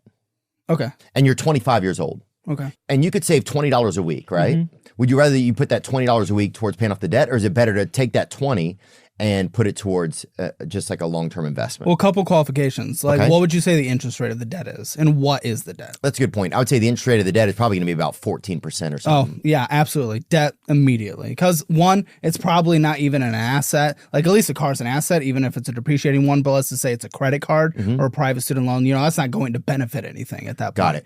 So pay that off. And then the other question is, there's also the third category. Do you have an emergency fund? If you don't have an emergency fund, then at that point, we're still funding the emergency fund over investing because you need to protect yourself in case of the rainy day. And the rainy day always comes. Because there's this mentality, I think sometimes it's like, oh, I'm not going to pay off that credit card. I'm going to invest. I'm going to save this money and invest. You know what I'm saying? Like, I'm going to invest in instead. But you're really just reverse engineering a nightmare, kind of. Best thing you're going to get if you're just buying into the overall U.S. stock market is an 8% return averaged out. Because that's what it's been all up years, down years since the beginning. Has been 8%. So if you have 15% debt, you're just not making the difference. Right. Is college still considered a normal path for a lot of Gen Z? Yeah, it can be. College, people just do college in a really stupid way, though. People go to the dream school that has the sports team they want for the major that doesn't make money. So it's not that college is the bad thing. It's you can do it the right way. Get your gen eds out of the way at a community college. Something, ACC here is super cheap. You can go for a couple $100 a semester and get some credits. A lot of diversity, too, at those colleges. You want to meet some, you know what I'm saying, an Asian girl or guy or something? Yeah. Do it. And larger class sizes as well. So there's a benefit instead of a big hall that you get in university. So you get more one-on-one time with professors at community college. It's actually usually just kind of better education. Just also statistically, the people that are going to community college are also more likely to drop out. So that's why some of the metrics are a little bit skewed. I see. And if you're going to drop out, then you're dropping out there at a cheaper at a cheaper rate. But then you don't have to go out of state. You don't have to go to the private college. You don't have to go to the college that has your favorite sports team that's going to go in the, going to win a national championship in football. You don't need that. Right. And then also when you're going to college, is it going to have a return on the investment for the degree you're actually trying to get to? And if you don't know what you want to do, there's nothing wrong with taking a year off between high school and college to figure some things out. Maybe do a trade. Look at a trade. See if you're interested in that. Take a career quiz. A trade, you mean? Yeah, just look and see if that's something you're interested in. And then you can go to trade school in a smart and dumb way as well. There's expensive ones out there, and there's just average ones. And I don't want you to focus all your money and time on something you don't even want to do just because, plumber, they make great money these days. The median's whatever it is, but it's pretty good. If you don't have any interest in getting on your hands and knees and doing that shit, maybe we're not doing that. Right. Yeah, you want to have some interest in what you're doing for sure, and you want to find something. I mean, that's one nice thing. Sometimes about going to a community college or going to a college is taking on some different courses and seeing what might I be interested in. I know I like something about this, but I don't know what it is yet. Let me get at least into that realm of classes. Absolutely. I mean, you have to remember people that go to college, 40% drop out. So this is not a guaranteed thing. People think just because they're going to go to college, okay, my life is set now. 40% who take out student loans drop out of college. Wow, really? I was one of them. I dropped out $40,000 of federal student loans and $12,000 private. Wow, really? Yeah. Yeah, it took me, I think, 11 years or something, or 10 and a half, or 10 and 6 years, almost, 11 years, I think, to do college. Yeah, it happens. And it costs money. Dude, I took a couple classes, you already took this class, and I remember being like, yeah, I know, I'm good at it. I'm going to fucking take it again. Really? Yeah. Okay. Doubling up the degree? Yeah, and and I remember one time this teacher gave me a B. I went and took her class again to fucking prove to her I could get an A. Did you prove to her? I think she got laid off. She was dealing with addiction, pill addiction. Okay. But I did a good, I did my best, that's for sure. What are some things, say they don't know what they're doing right now, right? They don't know. What are let's go over some blue collar and then non-blue collar jobs that people could do. You could start at home. I've always said pressure washing. I grew up in a neighborhood where if you wanted to get a leg up, you could get a pressure washer, a couple $100. Sure. You can get a nice one for $500-$600. Now you have to get that money first, but yes, it's realistic. And then you can start you can go to a wealthy person's area and be like, hey, I'll pressure wash it, and you can do a good job. What are some other jobs like that you recommend to people to get started if they don't really have anything? Yeah, I mean, there's nothing wrong with dropping some McFries, just to try to pay the bills. People look down on that. There's nothing wrong with these extra, for the fast food jobs even, just while you're trying to pay your way through school. I mean, Summer Moon coffee shop, I like, their moon milk creamer. I basically lactate that shit. Summer Moon, it's called? Yeah. I just went to a place called Two Hands. Okay, also good, I think. Yeah, they have nice people that work there. Yeah, but they were hiring just a barista. The manager was talking to me. He's like, dude, get someone on your show to come work for me. I need to hire people. $18 an hour. That's not bad. Austin's pretty expensive, but $18 an hour is not bad. And that's a great place to just start, get your foot in the door. There's nothing wrong with the side hustles either, kind of like the power washing. A lot of people view that as like a side hustle, hopefully turning into a full hustle at some point. What I caution a lot of people, though, is a lot of people go into that and they're like, okay, now I need the pressure washer. Oh, but I need the nice pressure washer. Oh, yeah. Oh, wait, I need the truck to be able to move it around. And that was the guy that the ball python guy. He had to buy a truck so that he could move his pressure washer around. So that's... Yeah, I don't want to show up with 10 snakes in a fucking Ford Festiva or in a Dodge Neon. Right. Yeah. Like, these snakes deserve a classy automobile. It's like, what the fuck are you talking about, dude? Yeah, people get more excited about the actual job, the journey, the entrepreneurship more than the actual grind of it. Oh, yeah. That is a huge trap, isn't it? Yeah. Yeah, I'm going to look the part so much, but you still have to do the part. Yeah. And there's nothing with just get into a bank as well. Get into a bank, work as a teller. Yeah. Sit down and just talk different loans to people as well. I mean, there's lots of jobs that don't necessarily require a degree that you can get into. I remember when I first moved to Los Angeles, we put up flyers everywhere. We would do refrigerator cleaning, right? Nobody wants to clean their refrigerator. Yeah. And for like $200, we'd come and clean your refrigerator. And we just take clean it good. Yeah. And bro, I was shocked at how many people were like, I will in a heartbeat. Absolutely. Come clean this bitch. A lot of perverts too trying to fucking touch your back or whatever while you were cleaning. Oh, sure. But you fucking chalk it up to the 200. Have somebody on watch while you clean back and forth. Okay, yeah. But dog walking, that was another thing, something you could do. Great. Right? Car cleaning. I remember if you liked cleaning cars, you like cleaning your car. If you do something well, somebody will pay you to do that well for them, right? That's one thing that I always think. We used to have a on the street audit show that we did just back in the day when I was testing things out. And I met this dude take me through that on the street audit show. That sounds really cool. I'd just walk up to people, those kind of camera in the face things, but I would just ask them money questions about their finances and then just kind of get my thoughts on it. But we met this dude who, Rover? Rover? The app? Like Rover Wade dogs. or whatever? No, so it's the dog walking that you were mentioning. So you can hire dog watchers, walkers, or anything off of Rover. And oh, wow. Yeah. Beautiful animals on there. Is that a corgi?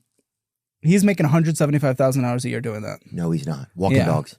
House sitting dogs. But because it's just house sitting, he can also work his full-time tech job from the house that he's sitting. So he's making like $300,000 a year. Yeah. Right. There's a lot you could do. No degree required for that. Sit in someone's house, feed their dog, take them out. And the funny thing is, man, I'll say this. Once you start doing something, you don't know where it's going to lead. I will be so shocked how many times it's like, okay, you're a barista, you become a good barista. Then somebody who runs a company of some sort, they show up, they see a good worker when they see one. They're like, what are you making here? Are you making $18 an hour plus tips? I'll pay you $80,000 a year to come work right next door. Why don't you come in tomorrow and we just talk about it, see if it's something you would like, just because they see your work ethic, or I'll pay you. It's amazing sometimes when somebody who runs a business starts to see good work ethic, that they will latch onto it immediately. Absolutely. But also the things you don't know. It's like you start with a small thing, and then next thing you know, it's like my brother was a tree cutter, right? He started just cutting down trees. And after a couple months, he was like, oh, wait, I could be the foreman. I understand how this works. And I can do the foreman's job, right? I need to learn more. But once I learn more, I'd be happy to hire some other tree guys and put up my own advertising. Like, the barrier to entry to things, it's not as hard as you think a lot of times. It's just you don't know it until you start. Yeah, one of the first full-time editors that I hired, dude was making the math worked out to almost like $6 an hour working for a YouTuber, but his editing was great. And with the different incentives and everything I give just based on skill, he was making $6 an hour to now $100,000 a year. Yeah, I have if you can prove it, right. And I have a friend who's been doing some personal assistanting for another friend, and I was like, bro, you should just start learning social media edits, learn how to do them. So then, whenever you're with this guy, now you could just capture a couple things on your phone, put it through one of these kind of like different filters or different programs that they have online. There's CapCut, there's all these different things. And next thing you know, you can show him 3 examples the next day. And now the next time he hires you to go out with him for an eve or whatever it is, you can tack on an extra $30 an hour because you're going to make a sick edit for him or something. There's a lot of things that you can do. I think that's kind of an easy one you can learn is how to become a social media editor, video editor. Yes. Now you're going to have a computer that works to do it, and you're going to have at least your cell phone to be able to do that. But I think that's realistic. I'm trying to think of what else. Oh, carpet cleaning is something that people don't want to do a lot of times. Yeah. So, I mean, that's my small business, or that's what the small business my dad owns is just, a little power wash and window cleaning and carpet cleaning. Wow. And that's what took him from, being a cashier at a gas station when we were poor when I was born to now they're doing really well because you can grow that, you can scale that. They opened a second branch. They're doing well. Yeah. There's a lot of opportunities there. And then in like the video editing world, if you're just asking yourself, what can I do to make that person's life easier? They'll give you money. Yeah. Yeah, I agree. Trying to think of some other ones work from home that aren't as blue collar. I know there's data entry is one. I see a lot of advertisements for data entry. Is that a valid one? It could. I have no idea. It could be. Yeah. Yeah. Look that up. Is data entry a valid gateway job or something? I mean, honestly, just any way to get into building a business and just getting to know management there and working with them and just asking what do they need and being able to fulfill those tasks, you'll move up. Yeah. According to current data, an entry-level data entry position typically pays around $15 to $20 per hour in the U.S. with an average annual salary ranging from $30,000 to $40,000. And are you going to do that your whole life? No, but sometimes just getting into the company. You may need to do it for a couple months to get out of a situation, Yeah. Maybe you could do it while your kid's at school. You know what I'm saying? Like I'm just trying to think of little ways. I know that these are obviously me saying these things and I have no idea what some of people's real lives are like. No, of course. But in the conversations, what I see are people looking down on shops like that. Right. They're not willing to, even though they're not paying their bill. Yeah. Right. It's like at that point, everyone's just looking down upon them. I mean, the car company that's about to repo them. The bank is looking down on them. They can work that job. They can work the McDonald's, like, whatever it is, just to make ends meet. Have you ever had somebody come in with a business idea that was just repulsive and you saw them going down a road and you're like... That old guy I was telling you about, he did pump like about $1 million into this whole thing. Really, his entire life savings, everything he's worked for, into his 60s, 70s, wherever he was. And again, the machine, whatever this body scanning machine is, I'm not in that world, so I don't know. But I know it was like 50,000 or something crazy. And the storefront that he was investing in, again, just a quarter later. Biofrequency gadgets are a total scam. Let's zoom in on this, see if this sounds like it. I would like to find this so we can put this out. This is interesting. I recently asked what I thought about the Solex AO scan. This website for the product includes this claim. AO scan technology by Solex is an elegant yet simple way to use frequency technology based on Tesla, Einstein, and other prominent scientists' discoveries. It uses delicate biofrequencies and electromagnetic signals to communicate with the body. Was it something like that, or no? It had nutrients involved, you said? Well, no, he used the results to try to sell people to get nutrients. Oh, I see. And that was the pyramid scheme he was a part of. Got it. So first, there's going to be a place where people are going to get this scan done, and then based on the outcomes of the scan, you're going to be able to sell them nutrients to get them equal. Exactly. Get them whole. Wow. Man, it's crazy the level of people. We had a glitter mining thing by us growing up. People sold these glitter, like you could buy shares of glitter mines or whatever, where they were mining glitter, and they fucking robbed so many of us. Oh yeah. I was in a pyramid scheme too. I lost something. What'd you sell? It was like you basically sold somebody right into a pyramid. Like I got into it was on the chart. It was a pyramid. Yeah. And it was like, well. I remember asking somebody, like, is this a pyramid scheme? And they're like, I don't know. You remember what you were selling? Just, you sold literally the square that you had. It was like, I'm going to sell, somebody sold me a square. And then it was like, okay, now I get 2 squares. I get to sell 2 squares. It was a. That is like a literal pyramid. Okay, yeah. And dude, the crazy part was, I remember asking my friend's dad about it, and he had bought into it too. So everybody got took by us. We see people get into the makeup one a lot. The makeup pyramid scheme? Yeah, and it's just where you buy makeup from someone else and you sell that to other people and you try to recruit people to sell makeup. And well, there's like Donna, what's that Donna? what's that, K, Mary Kay? Mary Kay. We get lots of Mary Kays. You do? Yes, absolutely. I'll tell you a story. I was at in West Virginia. I was doing a show there one weekend, and they had the grand sellers of the Mary Kay group, and they all had Cadillacs or whatever, and they were doing a big thing there, and they all pulled up. I mean, they must have had 40 different Cadillacs that they pulled up in They there. figured out the game. Multi-level marketing, right? Yeah. So it's kind of, I mean. Again, people don't want to do the low and slow. They want to get rich now. Right. They're not willing to just invest and hopefully hit that 59.5. That's when you can withdraw from your retirement, tax advantage retirement accounts without a penalty. Is that one of the things you see with the younger generation is just because of TikTok, there's so many more schemes out there? Yeah. It's people wanting the easy way out. Absolutely, because they see other people that have a proven success rate to actually do it. So it's just a quick way to get to wealthiness, and 60 seems so far to a 20-year-old. So far. Yeah. What were some, I know there were some, I'm trying to think of some different inventions or schemes. There was one called Dyna, D-Y-N-A. It was a bike wheel. This thing was crazy. Dyna bike wheel. This was it. Pull up this Dynasphere. Dynasphere vehicle. Zoom in. The Dynasphere is a monowheel vehicle designed, patented in 1930 by John Archibald Purves from Somerset, UK. Purves' idea for the vehicle was inspired by a sketch made by Leonardo da Vinci. Look at this thing. 2 prototypes were initially built, a smaller electric model and one with a gasoline motor. Let me see. The driver's seat and the motor were part of one unit mounted with wheels upon the interior rails of the outer hoop. I mean, this thing looks crazy. If you can't see this on audio, but it's basically a guy driving a huge tire around. The singular driving seat and motor unit, when powered forward, would thus try to climb up the spherical rails, which would cause the lattice cage to roll forward. So basically, you're in a fair. It's like something you'd be in at a carnival. Yeah. Steering of the prototype was crude, requiring the driver to lean in the direction sought to travel. Though Purves envisioned future models equipped with gears that would shift the inner housing without leaning, thus tipping the Dynasphere in the direction of travel.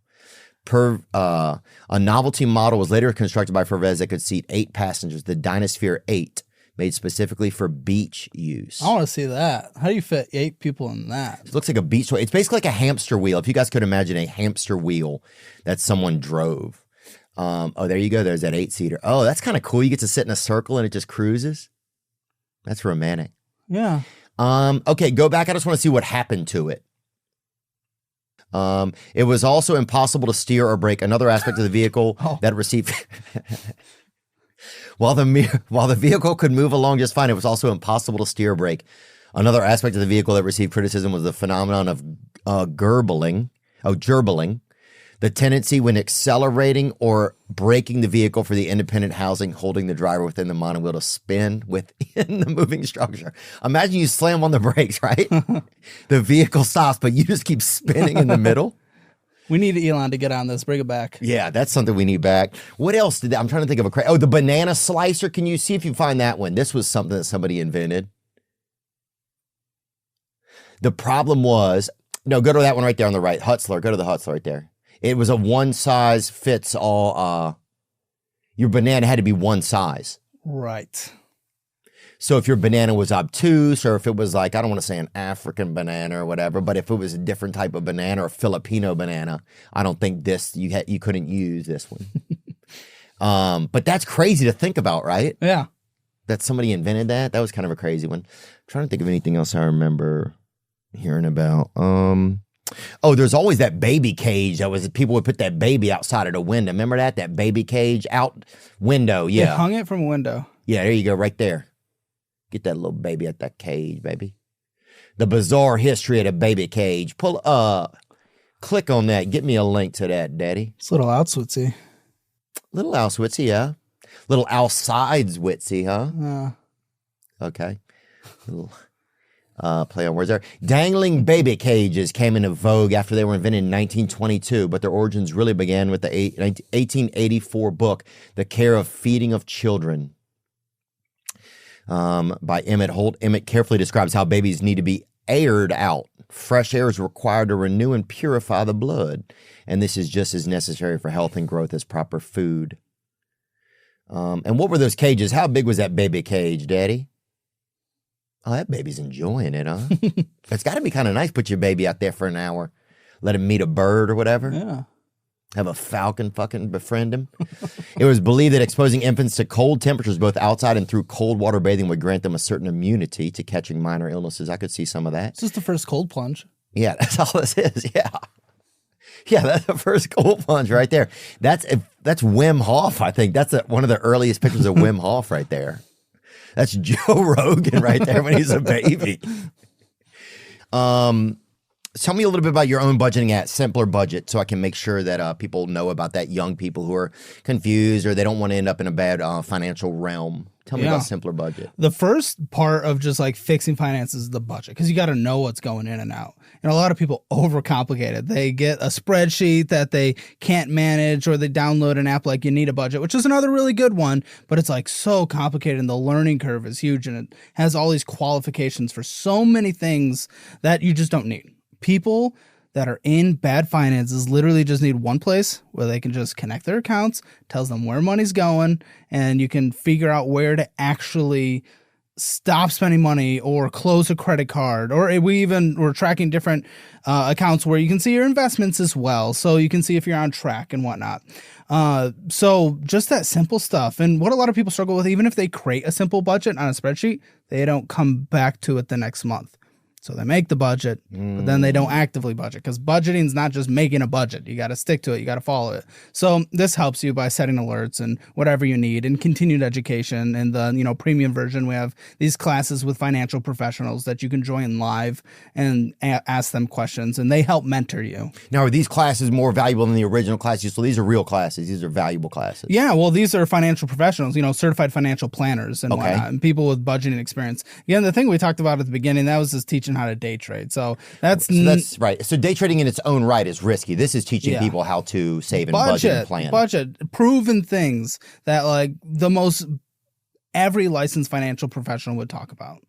So keeping people on track, people just need those extra motivations. A lot of people watch our show that are on track to budget and pay off debt, but they keep coming back because it helps them stay motivated throughout the week. For sure. It's almost like going to recovery meetings or AA meetings. It's like you go to the meetings just to keep the word in your head, right? Yeah. You want to stay motivated. Exactly. Yeah, I love the idea that you have this world that's entertaining, but then the back end of the entertainment is let's keep people budgeted and on track. It's like, it's exactly really what a lot of young generation needs, because everything has entertainment value now. Mm-hmm. It's like, you're at a funeral and there's people, like they're selling albums and shit or whatever, like they're, but everything has entertainment value now. So to have an entertainment value with adding financial structure to people's lives, I think that's really amazing. There's a lot of people out there that you don't know if you can trust. I've seen them in over my lifetime where you come with these guys. I'm going to name some of these guys. Financier types in the world. And will you be willing to just give me your take? If I know them. If you know them. Okay. People pull them up. Okay. Grant Cardone is one. Yeah. Grant Cardone, one message that I kind of know about him is he's okay with going into a lot of debt and risking everything in order to get, property or start a business. He's like, if you're not making six figures at 21, you're a failure, I think. Hopefully I'm not putting words into his mouth because I don't follow a lot of his stuff. But I know it's a little too risky for my taste. It's a little too risky, a little too flexing of wealth. Him with his private jet there. I get the aspirational part. That's great. Maybe you'll get there someday, but let's just be realistic for the average American. Low and slow, invest, try to get to retirement. Yeah, I think the flexing of wealth is so bizarre to me, because if I looked at something somebody else had, I would feel bad if I don't have it, I feel like, or part of me would. Okay. Part of me would feel inferior or something, maybe not like up here, but somewhere in my head, I'd be like, oh, I'm not good enough or something. I don't understand sometimes why people do that sort of thing. But I also understand that's just my school of thought, and that some people like this aspirational style. Like, what I'm saying? Let's see the flash, and that motivates some people. So I think there's a motivational tactic in it. Alex Hormozzi. You know him? Oh, yeah. I think he's really good in like the motivational part. I don't know a lot about his own financial advice, but in terms of, really being motivated for your entrepreneurial mindset, that's been really good. And honestly, I've watched a couple of his videos when I was dealing with a couple, issues while we were scaling our business, and just like, what does this guy do? He built like a multi-million, $100 million business. Wow. And obviously that's, if someone's done it, maybe listen to them. Yeah. So I've listened to a couple things that have been beneficial from him. Ty Lopez, he's the famous guy that would read a book a day. That shit always was crazy to me. I think this is the guy that kind of put a bad taste in everyone's mouth about buying courses online, which kind of sucks. Yeah. Because I think we've put a lot of time and value and resources in producing educational content that, people could pay for, that helps guide them a little more handheld. And we've seen like one of the lowest refund rates, even though we offer free refunds, like no matter what. And we've seen like the lowest refund rate in the industry. But so many people immediately, they see the class and like, oh, it's a scam. It's a scam. You have to pay for it. It's a scam. Right. And it kind of started with this dude selling a course on a million different things. We had the book in a day shit was always weird. Like, I don't even know if I want to talk to a guy who just read Where the Red Fern Grows. You know what I'm saying? Like, I don't know if I want to fucking talk to some guy who just read that in one day. But again, it was the Grant Cardone like wealth flexing thing. All his videos were like, behind a Lamborghini in a garage, and that's not where the average person's going to be, and that's okay. It's okay to be poor. It's fun. Well, it's okay to be settled with just a good, content retirement. Not everyone needs to risk everything to go crazy and go into a lot of debt on a big risk. Not that that's what he advocates for, but yeah, and having a job is just one of the most important things. I remember my buddy's dad would always just say, do you have a job? It's the first thing he would ask me every time I saw him. Do you have a job? If I had a job, he'd talk to me. If I didn't have a job, he wouldn't talk. It's just like, you need to have a job. You need to have something you are doing. And not because you need to be part of capitalist society, but because you need to go and do something, right? You have to have a job. It can be, you're making something at home that you're aiming towards selling or doing, but you want to have some motivation. A job is just a form of motivation. It's just an active motivation. Well, there's some purpose. People find purpose in jobs. Some people are purposeless after retirement. Oh, people do. FIRE. Do you know FIRE? Do I know FIRE? FIRE? The independence movement, where you stack up as much money as possible, invest it all like crazy, so you can retire at like 45. A lot of people did that, and no one's really doing it anymore because everyone retired at 45 with a few $1 million, and they're bored and they have no purpose and there's nothing because they don't have a job. They have a family maybe, but they don't have the purpose. Oh, I know. I have some women friends that have like really got focused on, and now they want families and stuff. And so now that's a little bit tough for some of them. Oh, sure. I think FIRE affects women probably differently because they can have children maybe too, if they focus so much. But even guys, I focus on work mostly. My biggest relationship is my work. Yeah. It's like, I don't have a relationship right now. I'm not lamenting about it. I would like to get married or something. But when I'm like, who's my spouse? It's my work, I put a wedding ring on my job. I like working. The second I think about doing something, I think about working. Yeah. What about Gary Vaynerchuk? He's kind of a wild one, huh? Gary's always been like the guy. He's like, oh, you got silverware in your house? Sell it right now. Okay. Sell your silverware, sell your house. How much is your house worth? $3,000. Sell Why? it. To get out of debt or what? Sell the silverware, $65. And then he'll pull up a guy who'll be standing in a park, right? Because he has nowhere to live now. He's eating soup with his hand because he has no more utensils, right? And Gary will be like, how much money you got? And the guy's like, I got $4,000 cash. He's like, you fucking did it, buddy. And he'll hug him and then drive off in a limousine, right? All right. But it's like, that's the thing. It's like, you just don't want any loose cash sitting around, What's the He's like, oh, your purpose? grandmother's asleep, sell her fucking nightgown while she's resting. She don't need it.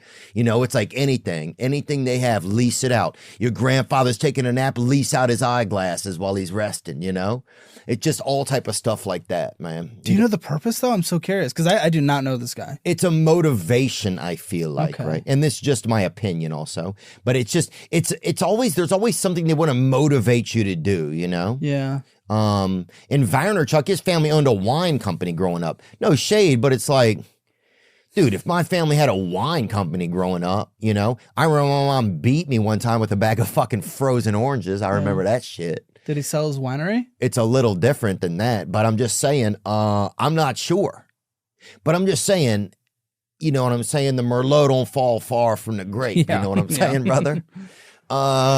What else were we going to talk about? Ty Dolla $ign. Is he an investor? No, he's just what does he do? Yeah, financial advisor? No. There isn't much information about Ty Dolla $ign's investments. Okay. So I don't know how you ended up on our list then. What else? Anything else on our sheet we wanted to go over? Was there anything else that you wanted to talk about specifically, Caleb? Oh man, I just want people to realize that they're in a better place than they think they are. You know, that's kind of one thing we didn't really talk about. Okay. Is that I don't want to like just glug glug on America. I agree. I don't want to be negative only. Yeah. There's a lot more opportunity that people aren't willing to accept. We're in a very doom and gloom right now where everyone, again, we talked about the victim thing earlier, and everyone's like, it's impossible to get ahead. It's why do anything? Because everything's so hard right now. And obviously inflation was brutal, especially when it was nearing that like 9%. But like we just had yesterday, before we filmed this, 256,000 jobs added in the last month when they expected 155,000. Like unemployment rate at 4.1%. Here we have a GDP $25 trillion, where in the UK, Germany, Japan, we're looking at $3 to $5 trillion. GDP per capita here, 70 to 80,000. UK, 47,000. You know, there's a lot of opportunity here, and I don't want people to just really always beat themselves down. And I know, like my shows, it is on the negative side because their finances are really bad. But I want people to know they do have more opportunity out there if they're willing to take a little bit of risk. Yeah. Yeah, and I think there's this pressure, probably especially with the younger generation, you have to put your life on a social media, right? Mm-hmm. And so then you would feel more shame about having certain jobs because you wouldn't want to put that reality on the social media.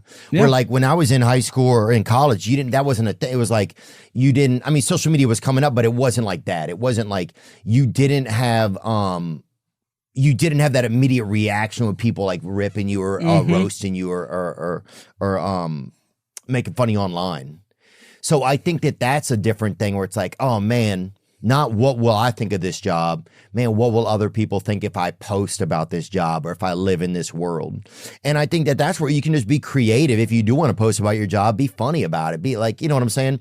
And also you have to just realize like it's the shit that you don't want to be doing. That's when you sit there and your brain thinks up the shit you do want to be doing, dude. Yeah. When I was doing shit I did not want to do, dude, that's when my brain was getting inspired, bro. Mm-hmm. I mean, my brain was like, and that's when I got to see what my brain even was. My brain was like, we're going to figure this out. My brain started to surprise me with ideas and thoughts. And so I think that, yeah, you have to like, just know that sometimes you feel like, man, I'm in the dirt, but you're really in the soil kind of type of vibe, you know? Yeah, I like that mentality. There's a lot of shame in certain jobs right now. And and we put it on. It's like, just put the fries in the bag. It's like, sure, but dude, I used to just put the pizza in the box forever. Yeah. You know what I'm saying? Like we had and it was a blast, dude. Yeah, I delivered Jimmy John's for like 6 years. Oh, really? Yeah, dude, it was great. I've had Jimmy John on this podcast. Yeah. As a business entrepreneur. Big dude. Yeah, great dude, man. Very big dude. I saw him 3 weeks ago. Yeah. So it's just like, you just never know where you're going to be, you know? Like, I mean, you just don't, you know? Jimmy John's my favorite sandwich. It almost got hit running across a fucking highway to get a couple months. What are you, a number 9 guy? I'm a number 9 guy. Me, I go turkey tom, extra turkey, light mayonnaise. Don't look me in the fucking eyes. I'll come in there and get it, okay? I love it. Yeah. Nice. And I'll honk my horn for I'm going to come in. I'll even call them and tell them that. And they're like, this is getting a little weird. I'm like, I want everybody looking the other way, leave the sandwich on the counter. It is a very kind of like, it's the closest I get to like robbing a bank or whatever. What was the last thing I was going to ask you? What do you think of an 8-leg parlay as a realistic probability for somebody trying to get a leg up in the world? You're going to have to explain that one to me. I'm talking about somebody who's got $10 left and they put it on. Oh, shit. And they put it on 8 football games to all hit for a weekend. Okay. Because this is happening basically in every Pi Kappa house in America. Yeah. Dude, betting is getting kind of out of control right now. It's getting crazy. I mean, you have people laying in their bed at night fucking, just hopped up on Zens praying for Saquon Barkley. It's getting bizarre. These betting companies want to sponsor us like every day. Do we have to tell them to fuck off so much. It's crazy. It's like any kind of drug, any kind of drinking, any kind of whatever. Betting can be fun. It can be good. If it gets addictive, that's where it's bad. $10. If you have $10 to your name, that's all you have left. I mean, people probably shit on me for saying this, but it's probably not going to make the biggest difference. If we're just being real world about it. For sure. But behavior, there is the behavior conversation. Right. If you are going to throw it towards the bet, that is demonstrating maybe why you got there in the first place. Yeah. So that could be a good step to correct your behavior for the first time, even if the $10 is going to be make or break for whether or not your mortgage is going to be paid. No. Yeah. But it's a good behavior fix. What is a good investment? You just said you keep things pretty safe for the most part, huh?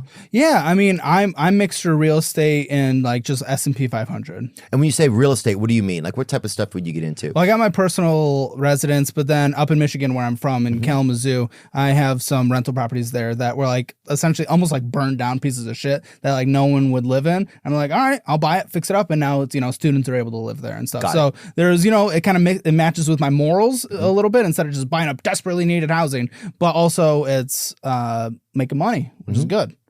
Yeah, and over time, it definitely. I mean, time goes fast too. People don't realize it. Time goes fast.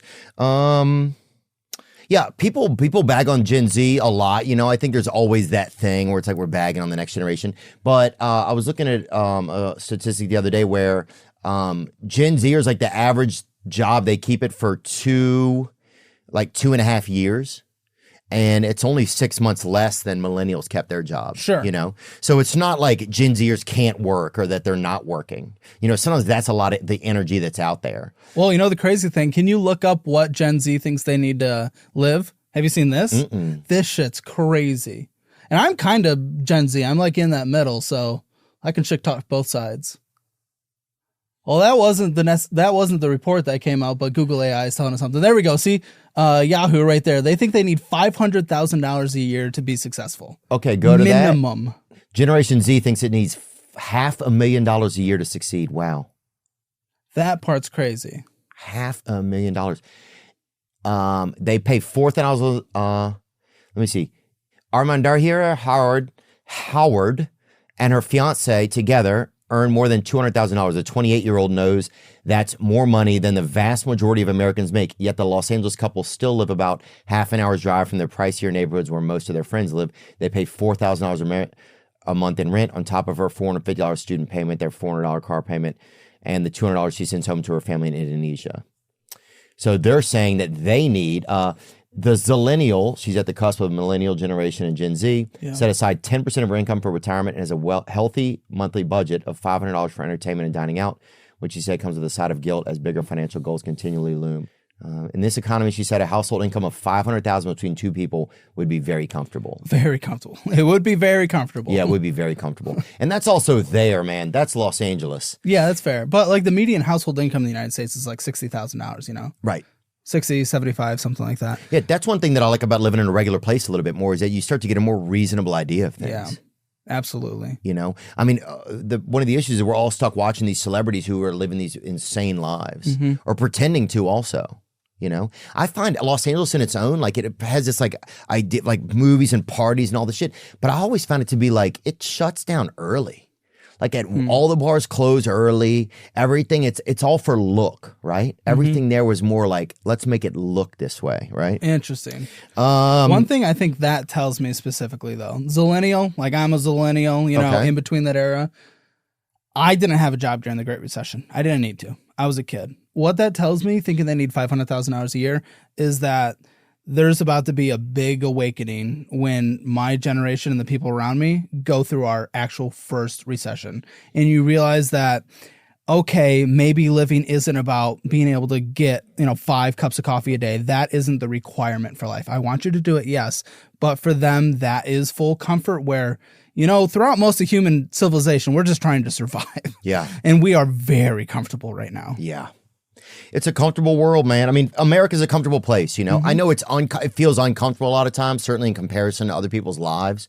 But yeah, it's like most of us have food, we have clothing, we have a place to sleep. And that, like, internet in the world, that is opulence. Like a demonstration of this, I was dating someone from Venezuela for a little bit. Oh, wow. Okay. I know, exotic. And one thing she was telling me about our culture, I was like asking what's different about this culture versus the different cultures she lived in all over the world when she was escaping Venezuela.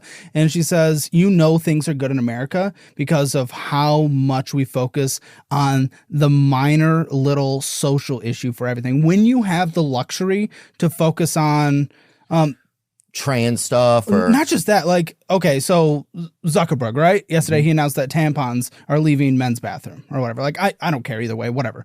But the fact that is able to be such a major thing that we're freaking out about, when you have that in a culture, that's how you know everything else is pretty damn okay, because we're allowed to focus our energy on that and not just making sure that half the country isn't starving. Yeah.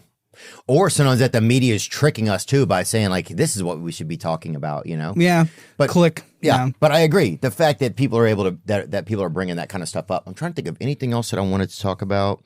Any other group that came on your show that was kind of fascinating to you? I would love to play one more clip from your show. What's another one that we have this that we could play? Yeah. I just encourage you guys to go, if you like, you get a financial take. It's very much, it's a perfect microcosm that you're in, and it can be a macrocosm too. I'm not trying to little it by saying that. I'm not the best with words, but I think it's just a perfect, like nucleus that you're in of like entertainment and finances. What's this one right here? Oh yeah, play this one, dude. We built $75,000 of student loan debt. Say the degree one more time. I study Shakespeare. Okay. Shakespeare. Lovely guy. What are you going to do with that? Well, that's such a complicated question. Oh, no. I was really hoping for a more, you knew what you were going to do with this much school and student loans. This is where you just have to say, we come from different worlds. You're not going to understand this. What do you mean? You won't understand like the precarity and why it's really all right. What do you mean though? Like your reaction there was like, I studied music composition in college. I was in the College of Arts School of Music. Okay. But I asked the job and you didn't know what to say. So I have a lot of experience working at writing centers. Okay. So I could be what are you going to do with that? Yeah. You know what that is? That is another major thing that is happening a lot throughout. It's the continuous college, because they don't want to leave college, so they go for the master's degree, the doctorate degree, and that's more and more. We're seeing so many more people doing the endless college, get the other degree, because once you leave college, it's a scary world. You're on your own. It's very scary. I want to go back every day. Every day. And this person gets a Shakespeare degree. So yeah. Doctor in Shakespeare. Yeah. To be broke or not to be broke, dude. That's the question. I feel like now unless you're going to go to a Renaissance fair and get winked at by the king or something, I feel like that's going to be an uphill climb, dude. Well, she wants to be a teacher. That's what they do. You go to school to teach other people to go to school. Stay in this world. Yeah. There's always a person who stays in school. Yeah. And sometimes it gets blamed on like, oh, look at this dude, he can't get his diploma, or this girl is an alcoholic and she, goes to, Rutgers or whatever. But every now and then there's the opposite of it, of somebody who just stays in because they don't want to get out and face the world. Yeah, absolutely. Yeah. Cool. Caleb Hammer, I appreciate it so much, man. Thank you so much for just being willing to come and chat with me. I'm excited to see what you guys do.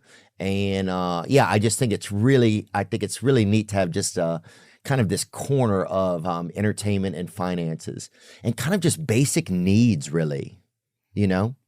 We all need a basic needs voice. We need that kind of like Jiminy Cricket that shows up on your shoulder. Yeah, a little wake up call. Yeah. Yeah. For sure. And you're an alarm clock, man. So thank you so much, Caleb Hammer. Best of luck, brother. Thanks, man. I appreciate it. Now I'm just floating on the breeze, and I feel I'm falling like these leaves. I must be cornerstone.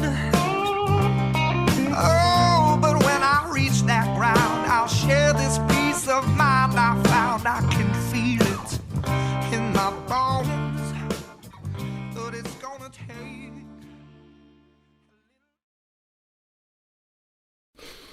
All right. Check.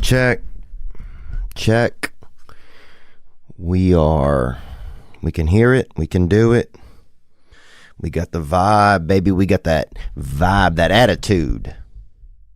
They used to call it attitude, and I'll take them drinks right there. Got me a couple beautiful beverages right here. coming in right now. Premature Nick showing up early with these bevs, boy. Shout out Nick, that Iggy Azalea, huh? Oh, come on, guy. This guy's lost his mind. This guy has lost his mind. Yeah, sorry, guys, I had to give me a couple nice beverages right here. And I got that green machine or something, whatever they call it. And I got the brown one, too, with the protein in it. And I'm beving. So if you hear somebody slizzerping over here, or somebody catching a dram, or somebody just adding to their own human drip over here, that's me. That is me. Oh, man, I can't, dude, when my heaven used to be different, my idea of heaven. My idea of heaven used to be different. And first, let me just let you know where we are. This past weekend. And thank you guys for joining us here. I'm Theo Vaughn, and I'm part of This Past Weekend. And when I was young, my heaven now, when I was young, heaven was different. I thought, oh, you go to heaven. The first thing I thought about, honestly, was the food. I thought about the food. Because if I'm going all of that way and I'm dying to even get into the joint, they better have some entrees, you feel me? They better have a couple soup du jours and du mine, baby. We all better be having soup.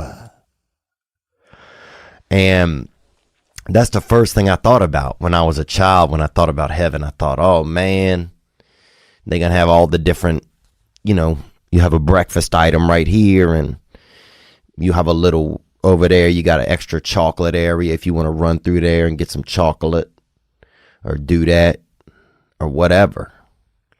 I just thought they have spare rib, that kind of stuff. I'd never even had spare rib, but I'd heard about it.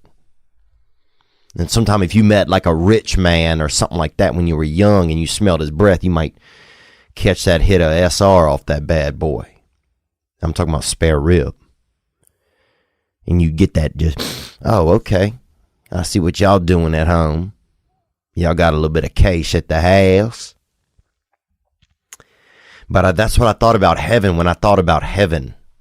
When I was a child, my heaven had all they had food. They had a big table with food on it. And then what else? Sorry. They had a lot of clouds, I remember. My heaven, it was a cloudy heaven, and not I guess, not 70% chance of rain or anything like that, or it was overcast but fluffy. That was my idea of heaven. It was overcast but fluffy and kind of warm, probably clouds that were maybe, 400 count or 200 count, or at least 80 count. Dude, I got some pillows at home. These bastards are probably about 4 count. You can feel the quills from the I don't even know what animal it was. It said it was goose, but I bet it's a little bit more of a warbler. It seemed like they plucked about 2,000 warblers and threw these feathers into the pillow. But if you lay in one position, then that quill comes out and gets you. You got to turn. It's like, oh man, right then, no, and finally you get in the right spot. And with no quills, and that's when you're like, oh, hell, yeah. Come on, boy, now we're living, just laying in the Lord's lap, baby, when you get that nice, comfortable pillow. I can't believe people don't have pillows installed around our head or neck. People get tattoos all the time. Oh, that ain't comfortable. You see somebody with a tattoo, it's nice, it's artistic, it's drawing. But it isn't, it's not comfortable. If I saw somebody got a pillow sewn into the back of their head, come on, boy, I'd be right. Look, I would understand it. I say, oh yeah, I see what you doing there. That with you just got that big, just that way. Anyway, somebody, even if you fall down, you have that nothing. Stay down. You trip over something, stay down. Now you're napping. There's definitely a beauty, I think, of, I think there's just going to be new things we're going to start doing in the future that we're not doing yet. Where we're taking care, sew a pillow to your head or, add maybe some piping or something on the outside of our knees and legs to give us more sturdy. Because people aren't that sturdy. Run and push someone, I bet you they fall over. 9 out of 10 times, if you run and push somebody, that bitch is going down. But then change your game up, change your vibe up. If they got, a couple of pieces of PVC pipe hooked on each leg, baby, who knows what could happen? It might take you a half hour to really bring them down to the ground. So anyway, just kind of, but what was your idea of heaven when you were young? What was it? And what is it now? That's what I think. Now my idea of heaven, no emails. No emails. No smartphones. Just dumb phones. Remember the dumb phone? Do you remember the dumb phone? You had to go over to it. It was making a loud noise. You had to pick it up. And somebody would ask. They got to ask for one person. Is Randy there? Nah. And you could lie to him, bro. You could lie so easily. You could, even if you were Randy, you could be like, Randy ain't here.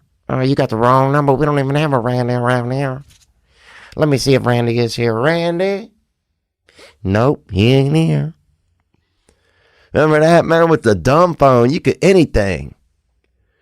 The dumb phone, it also, if you answered, you didn't want to talk to somebody, you could wrap the cord. It had a cord. You could wrap the cord around your neck. TYOL, bruh. Take your own life right there. You're like, dang, man. What happened to Bert? You'd be like, well, somebody called, he couldn't handle it. And now he's in heaven. But yeah, that's my heaven. No email. Dumb phones only. And what else? Still food. And I'm thinking now more nachos, more chicken picata maybe. Where else? What else would I have? Definitely still the desserts, but more of like I would go with a coconut. When I was young, it could be anything, just sugar. It could be a table full of sugar. I don't even care. Just let me stick my head in it for about 19 seconds. I don't even care. I don't care if they just put a bunch of Laffy Taffy under my tongue and punch me right in the mouth. When you're young, you don't care. But now when I'm older, I want my heaven to be a little bit more, I don't know. I guess I just want different things in it. I want, I definitely want a lot of people there. But honestly, dude, if somebody's real chatty, you could DH them, bro. Put them in a different heaven. Because when I go to heaven, dude, I ain't doing a ton of listening. Okay, I want a quiet heaven. So if y'all want to get a different heaven, if they got kind of a more urban heaven or something, then y'all can do that. But I'm staying in that low, just kind of mild, maybe a breeze. The loudest thing is a breeze. Maybe a breeze that could sing. So it's just kind of lonely teardrops. A breeze that kind of just could also, oh, you got that yummy. Her branches green beside me. Like, I just don't want anything real loud in my heaven. But we'll see, man. And I want the joy there, too. I want everything to be joyous. I probably won't even be able to judge when I'm in heaven now. There won't be as much judgment. Gosh, that would be nice. To have less judgment. Imagine imagine that. That would be really just the biggest piece in my whole heart and brain. If there was less judgment inside of me. Because if you crack me open, dude, you got about 1,000 Judys fall out, bro. because I'm judgment. I'm judgment, bruh. Dude, if you saw me at a Flavor for ice cream, I'm judgment chocolate chip, papa. It's hard not to judge sometimes, it's hard. But also the judgment of me allowed me to be able to do stand-up comedy and do comedies. So there's, that's double sword, man. But yeah, what was your heaven like now? Do you have a different heaven? And now I think more there is, when you're a kid, a heaven is just, they got animals there, but you could pet them more, I think. They have alligators, but they're not dangerous.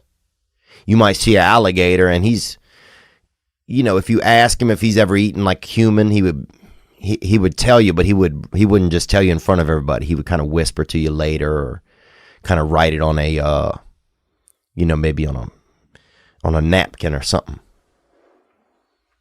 Or something, and slip it to you. Say, yeah, I've had a little bit of, you know what I'm saying? I've had a couple Viettes by the river, you feel me? I've had a couple bad bitches came down by the water. And I was hungry. But I think, it's just different now because, what am I talking about? But I don't know. But yeah, what was your heaven? Did you have a different heaven when you were young as to what your heaven idea is now? Now my heaven has more like loved ones in it. It's not just about what I want. It's more, I think about a little bit of, there's other people. I want to make sure everybody, gets in. It's like, I don't know.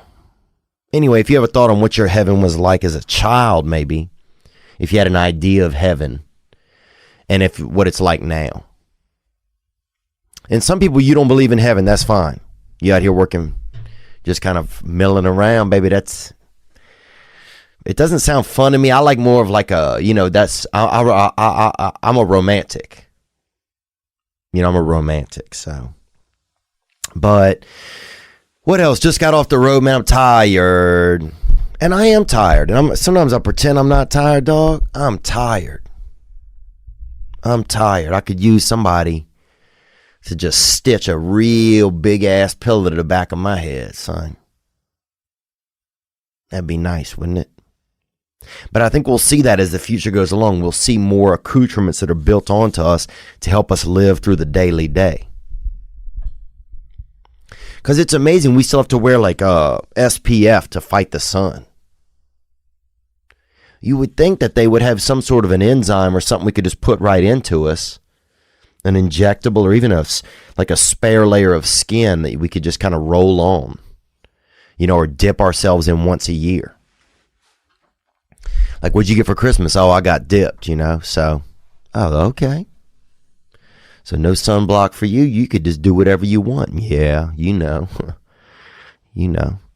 But then all the ladies will be like, they only want to date guys that have been dipped, and they don't want to see some poor guy that's rubbing, doing it the old way, just laying that human drywall cream, that SPF. It'd be different. I don't know what I'm talking about. But I never have, boy. Gang. Thank everybody that came out this weekend. We had a great time traveling over there on the eastern side. And where did we go, man? Oh, we went to Oxon Hill. No, we went to Red Bank, New Jersey. Yeah, we went over there, Red Bank, New Jersey. And that show had originally been over for Sayersville, where people say stuff and that's what they do. But this at Red Bank was good, man. We came out with that hot hit right out the gate. And we had a young fella brought out a single mom, Maria. We brought her out. I'm going to do something nice for her. So that was really great. What else? Well, I had a friend of mine, Brittany, brought out her fiance and her whole family. And they came out, and she brought her mother out. And, just some good Jersey people, a lot of, a little bit of cheetah print, some perfume, bro, kind of stuff made me feel real virile, Make you feel real virile, bro. Make a lot of your blood kind of crawl into your, in your extremities, bro. You know what I'm saying? So, just really nice. It was nice. A lot of just great people. I want to thank everybody that came to that show. That was that hard hitter. And dude, if in the winter, if you go through like, when you're driving along through like New Jersey and all of that, a lot of the woods and stuff, there's a lot of factories and woods. So you could see a factory like, oh, what are they making? And the guy's like, oh, we make socks over there. That's a sock plant. I'm like, damn, y'all in there making socks, dude? That's crazy. Because you see these guys, they're all tough and sweaty and this and that. Like, oh, what's going on? Nothing. Bah. Bah, bah, bah. What are you doing? Nothing. Bah. But then you find out they're making socks. It kind of like, damn, what y'all doing then? But, much respect, man. A lot of sock makers out there it's not anybody could do it, I guess. But yeah, you see, different, they got smoke coming out and all. They got a lot of plants. They got petroleum over there. They got guys making salve and making, what else? What other plant did we find? Somebody that worked at a jam factory making jams and jellies. I say, dang, bro. And this dude was so skinny, too, the guy I met. He working over there for Smucker or whatever. Or some bootleg jam company. Some off-brand jam. Shiny's jam. Or Sparky's jelly. Or Robert's sweet spread. Some guy working over there, some halfway house jam outfit. Where they probably got, 12-step meetings in the evening. But, yeah, they just had different factories and people came out. So a lot of beautiful, good people came over there to Red Bank. And actually we had a call that came in about it. Let me hear that. Here we go, gang. Hey, Theo. This is Orgas from Minneapolis. What's up, Orgas? And that is a very special name, Orgas. It sounds like something out of the Greek. Orgas. We used to have to go. He lived on the mountain, and we had to go up there to get a bag of lightning from him or something, or get a couple grams of olives or whatever. You know what I'm talking about? Fablery. Let's hear more, Orgas. Thank you for calling in Minneapolis. I don't know if you've ever been in Minneapolis, man, but it's a good place. A lot of fish out there, a lot of lakes. And it used to be a big lake, but it dried up. So now they have tons of little lakes. So you have a lot of fish that got displaced from their families because they were swimming over here looking for something. And then the lake things dried up, and now, they'll never see their grandfather. So if you put your ear up to the water over there, you can really hear a lot of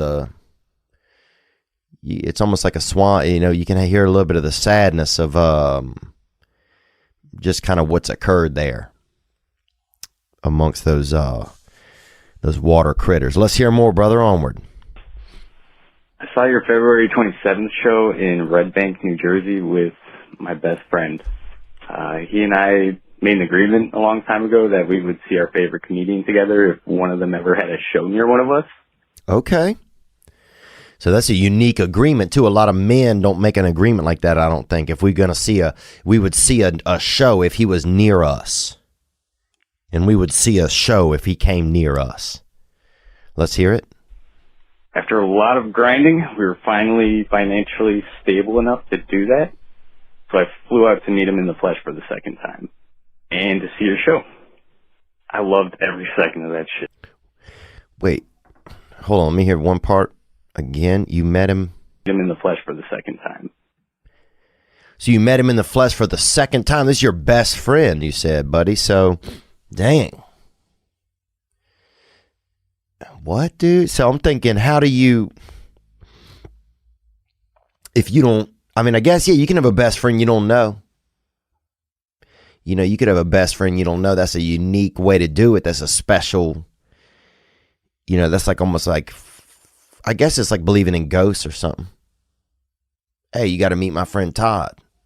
I haven't met him, but that don't mean shit. You feel me? I guess you could do that. Hey, you got to meet Gary, bruh. I don't know him. There you go. But no, man, I'm glad you guys were able to piece this together, and I'm glad I could be that glue. I'm glad I could be that secret sauce that brings a couple of mystery bad boys together. The flesh for the second time. And to see your show. I loved every second of that shit. We sat third row and laughed the whole time. And we definitely enjoyed that thick-ass booty. It was sick. Loved it. But thank you for an amazing night out with a friend.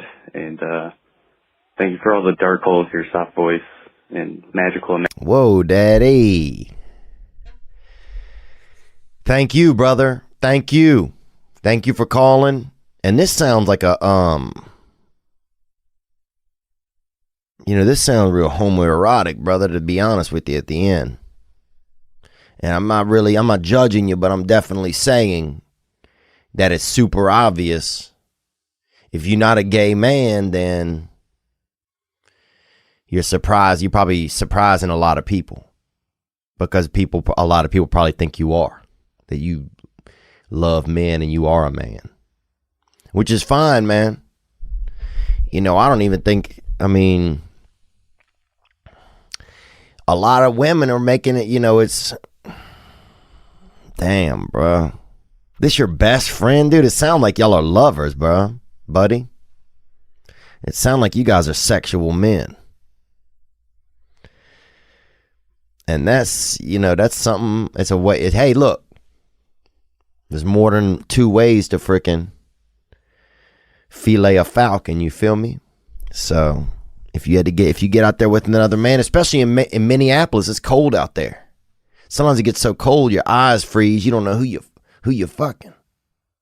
You might be fucking somebody for a couple months and then your eyes thaw out and you're like, damn, what's going on, Christopher? So, but I'm glad you guys were able to make it, buddy. I'm glad y'all were able to make it, boy. That's important. And I'm going to look, honestly, dude, if two men want to meet up and fuck after my show, dude, they can do it. They can do it.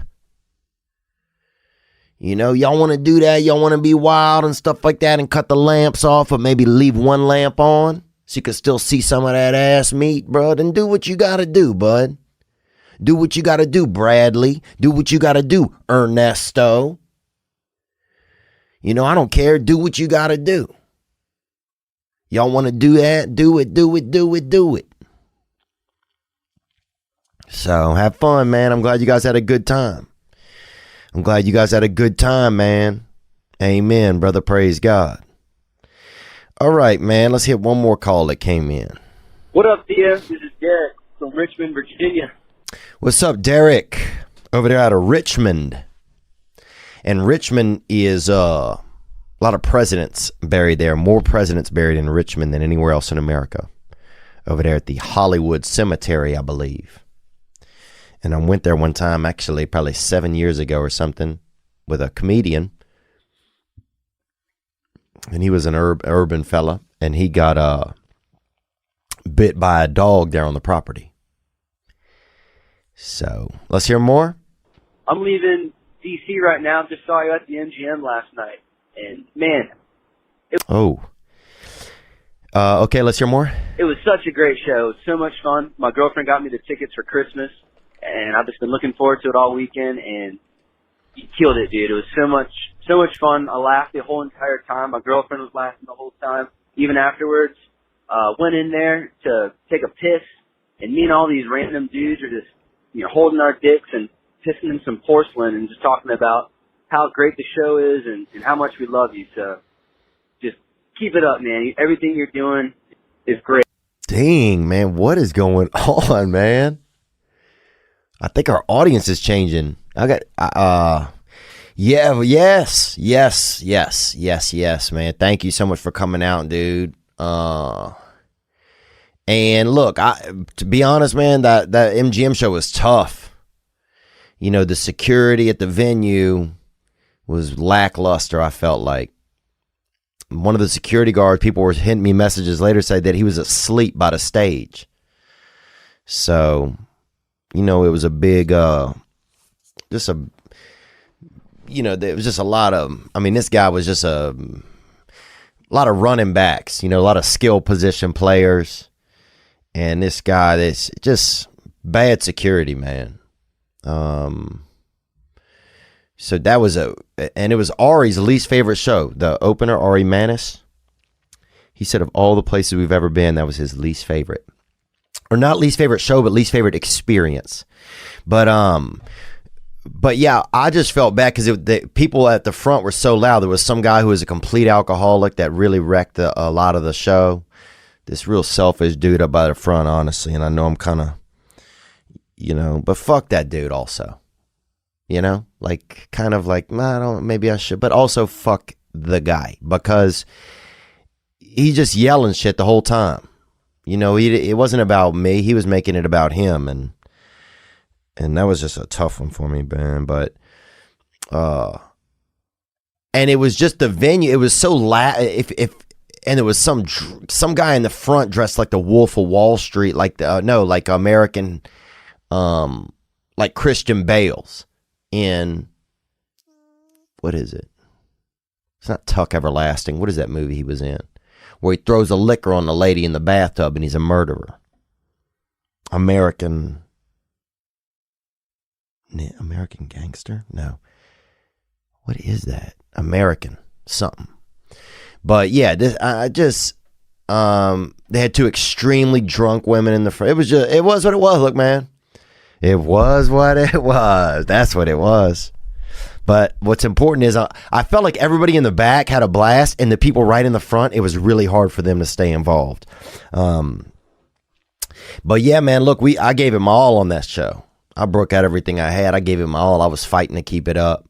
But it's just tough sometimes at the venue when you got to police the crowd so much, and then you can't focus on being entertaining. And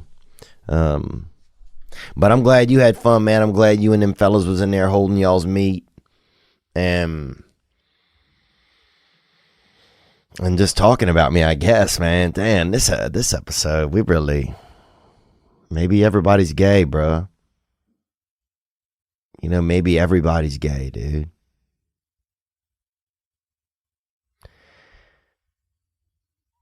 I don't know, man, but... And look, I think especially like Minneapolis, if it gets cold enough, man, that's not gay, really. How cold is it? If it's 2 degrees and Steven and Wallace suddenly are having sex, are they gay men or are they doing their best because it's cold? You know what I'm saying? Everything comes into account. But that was very sweet of your girl to get you those tickets, and I'm glad that you had a great time, man. I had a great time. I want it to be the best. And it just, the staff at the venue, that just wasn't, honestly, I thought they did a shitty job. I didn't think they did their job. So, gang shit, bruh.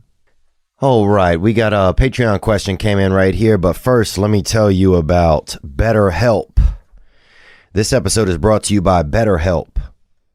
BetterHelp will assess your needs and match you with your own licensed professional therapist. You can start communicating in under 24 hours.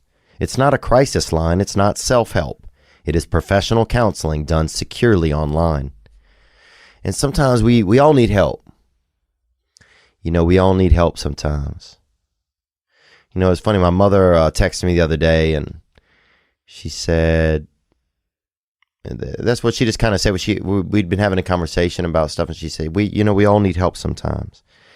And man, that really resonated with me. We really do. And BetterHelp is an opportunity. If you don't have therapy or counseling in your area, or you afraid to go see one, you think it's lame, you think it's gay, bro, you think it's this or that, then this is an option. It's online, it's on the phone, it's over FaceTime. It's not a crisis line, it's professional counseling. You can log in your account anytime and send a message to your counselor. It's available worldwide. It's committed to facilitating great therapeutic matches, so they make it easy and free to change counselors if needed. BetterHelp wants you to start living a happier life today.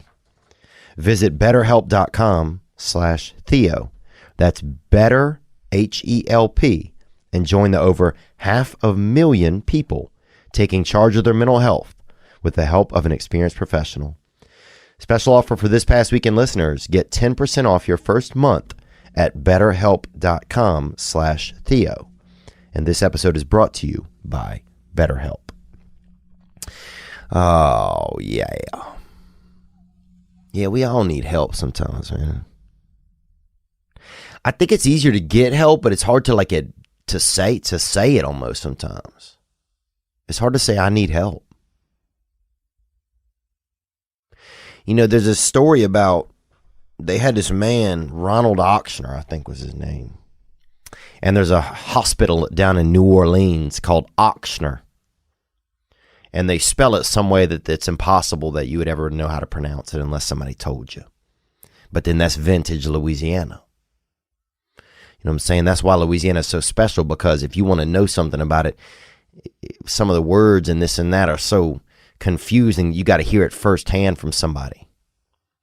And that's what makes it a community effort. That's what gives it that vibe.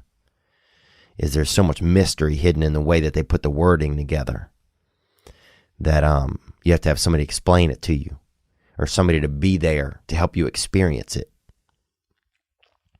And that's what gives it its core, really, of connection and tourism and stuff like that you find there in Louisiana. But this man, Ron Ochsner, he was a doctor, famous doctor.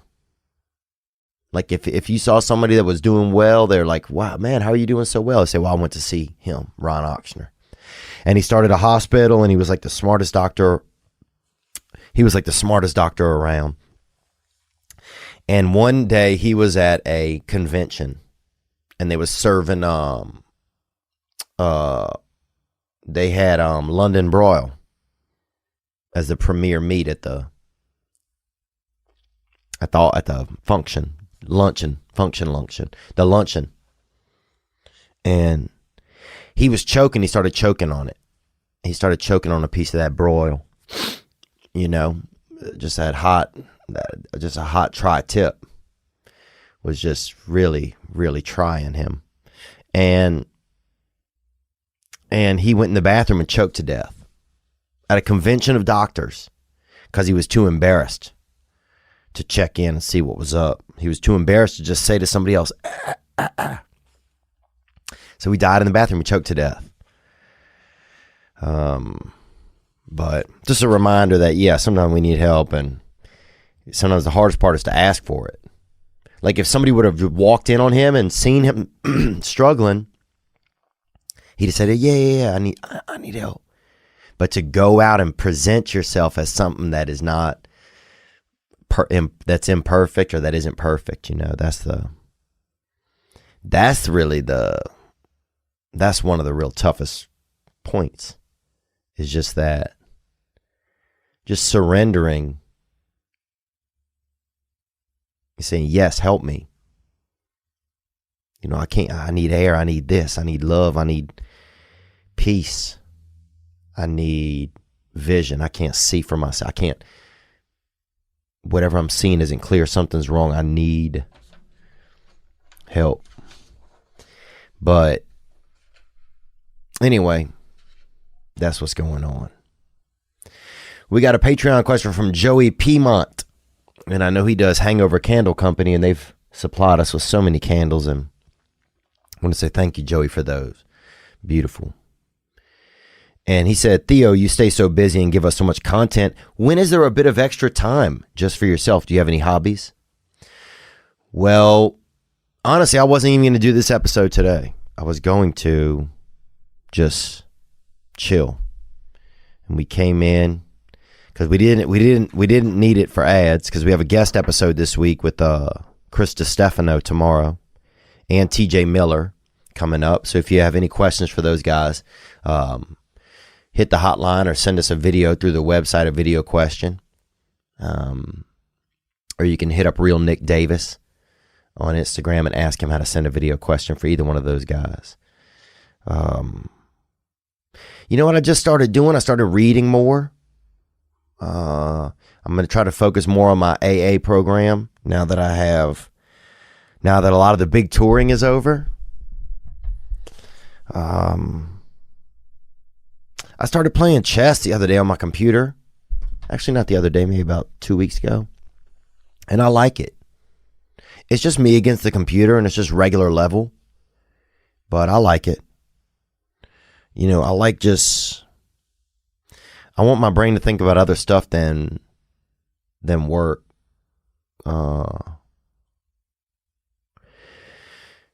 And so those are things that I'm doing.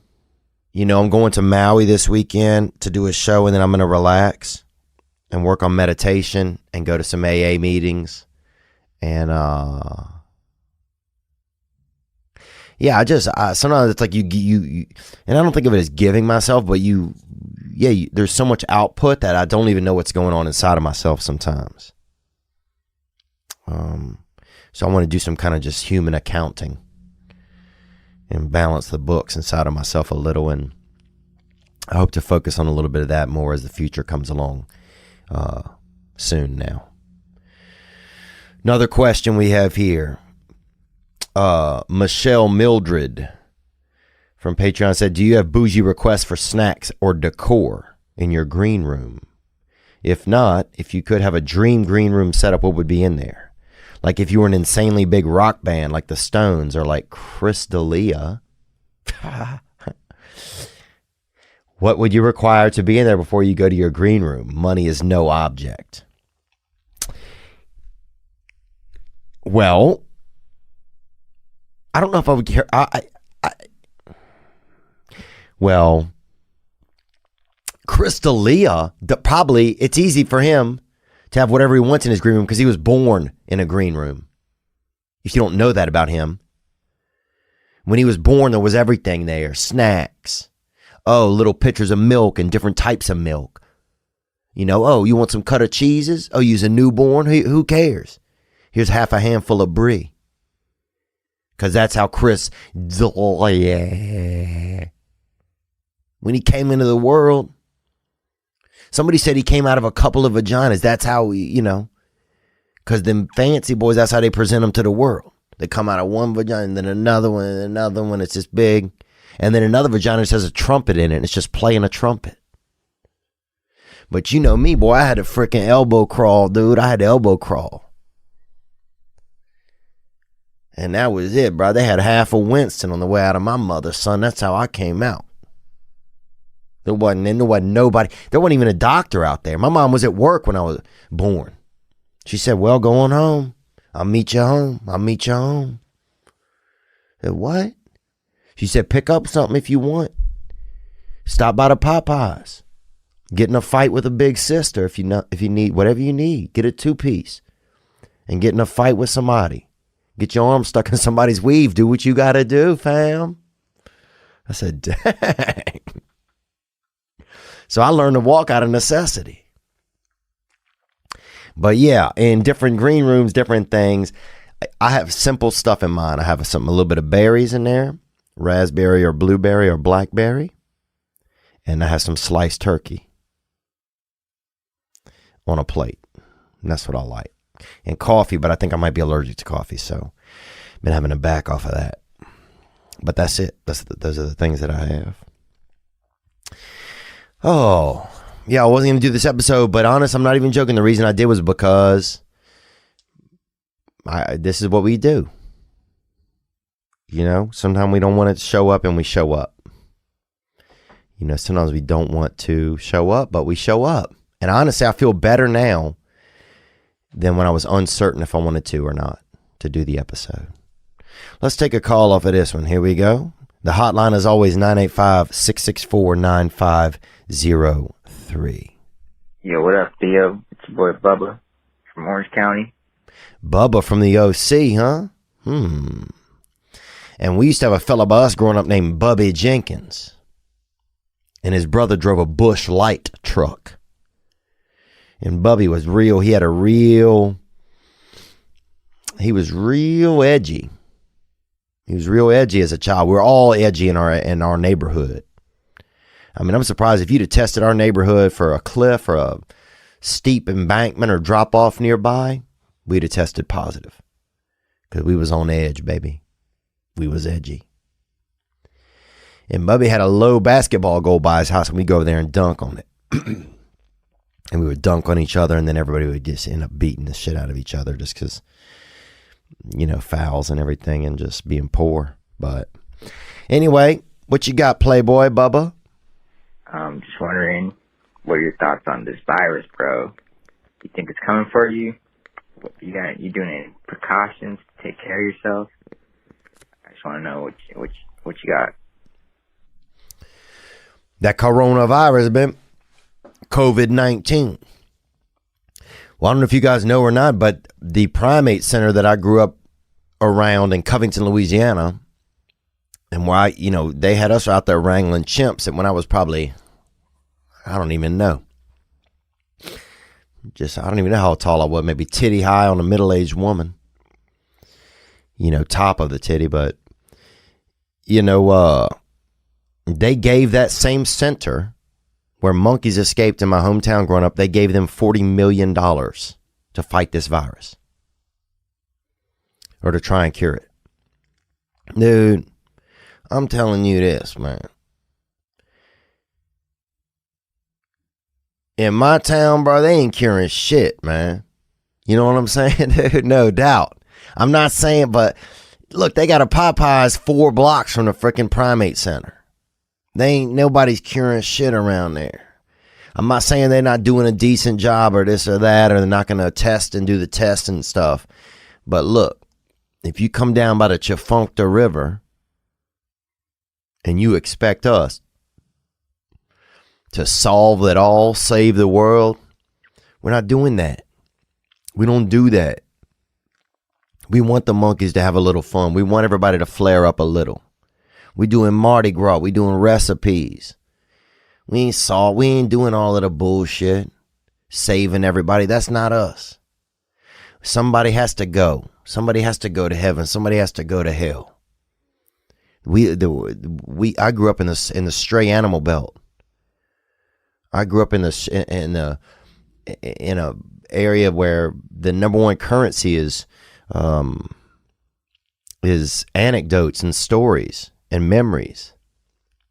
That's the vibe of Louisiana. It's about the fun and about the mystery. And so that's what you get around us. So you come down and you can pump 200 billion. You could put $1 billion in. 200 billion, baby, or 1 billion. And look, I'm telling you, you'd be better off just buying you a dozen of fresh oyster with a little bit of bread pudding dessert and calling it a wrap, son. And save your monkey. And save your money, too. But what do I think about the coronavirus? Here's what I think. I think we'll never know right now how real things are, how real things aren't. I do not believe that you could trust news out of China. I do not believe that you could trust mainstream media to tell you anything that doesn't have some other side of it for them, or they want to scare us because they can sell ads. They keep us glued to their television. I think it's always a good idea to take care of yourself. It sounds like the cold. It sounds like the flu. And it doesn't seem like statistically compared to other diseases that it's really doing anything. You could die of anything now and you could just say it's corona. I mean, it sounds like the vaguest shit I've ever heard. But it just sounds real popularized. It's like there's always been, swine flu. There was SARS. Remember all of this? Nothing. Nobody ever. None of that shit did anything. Nobody knows anybody that died from SARS. What? No, some people thought it was a test. One guy took it. Now he's an attorney out there outside of Folsom over there in Livingston Parish, Louisiana. So it's hit or miss, but this is a miss, I think, for me. I just don't. Now, do I think that? I think this is a perfect example for us to see the power of the media and how much they can scare people. And we're just at a time now where people don't believe the news anymore, rightfully so, and they shouldn't. And it's a great time to take care of yourself and take care of your own and trust your instincts.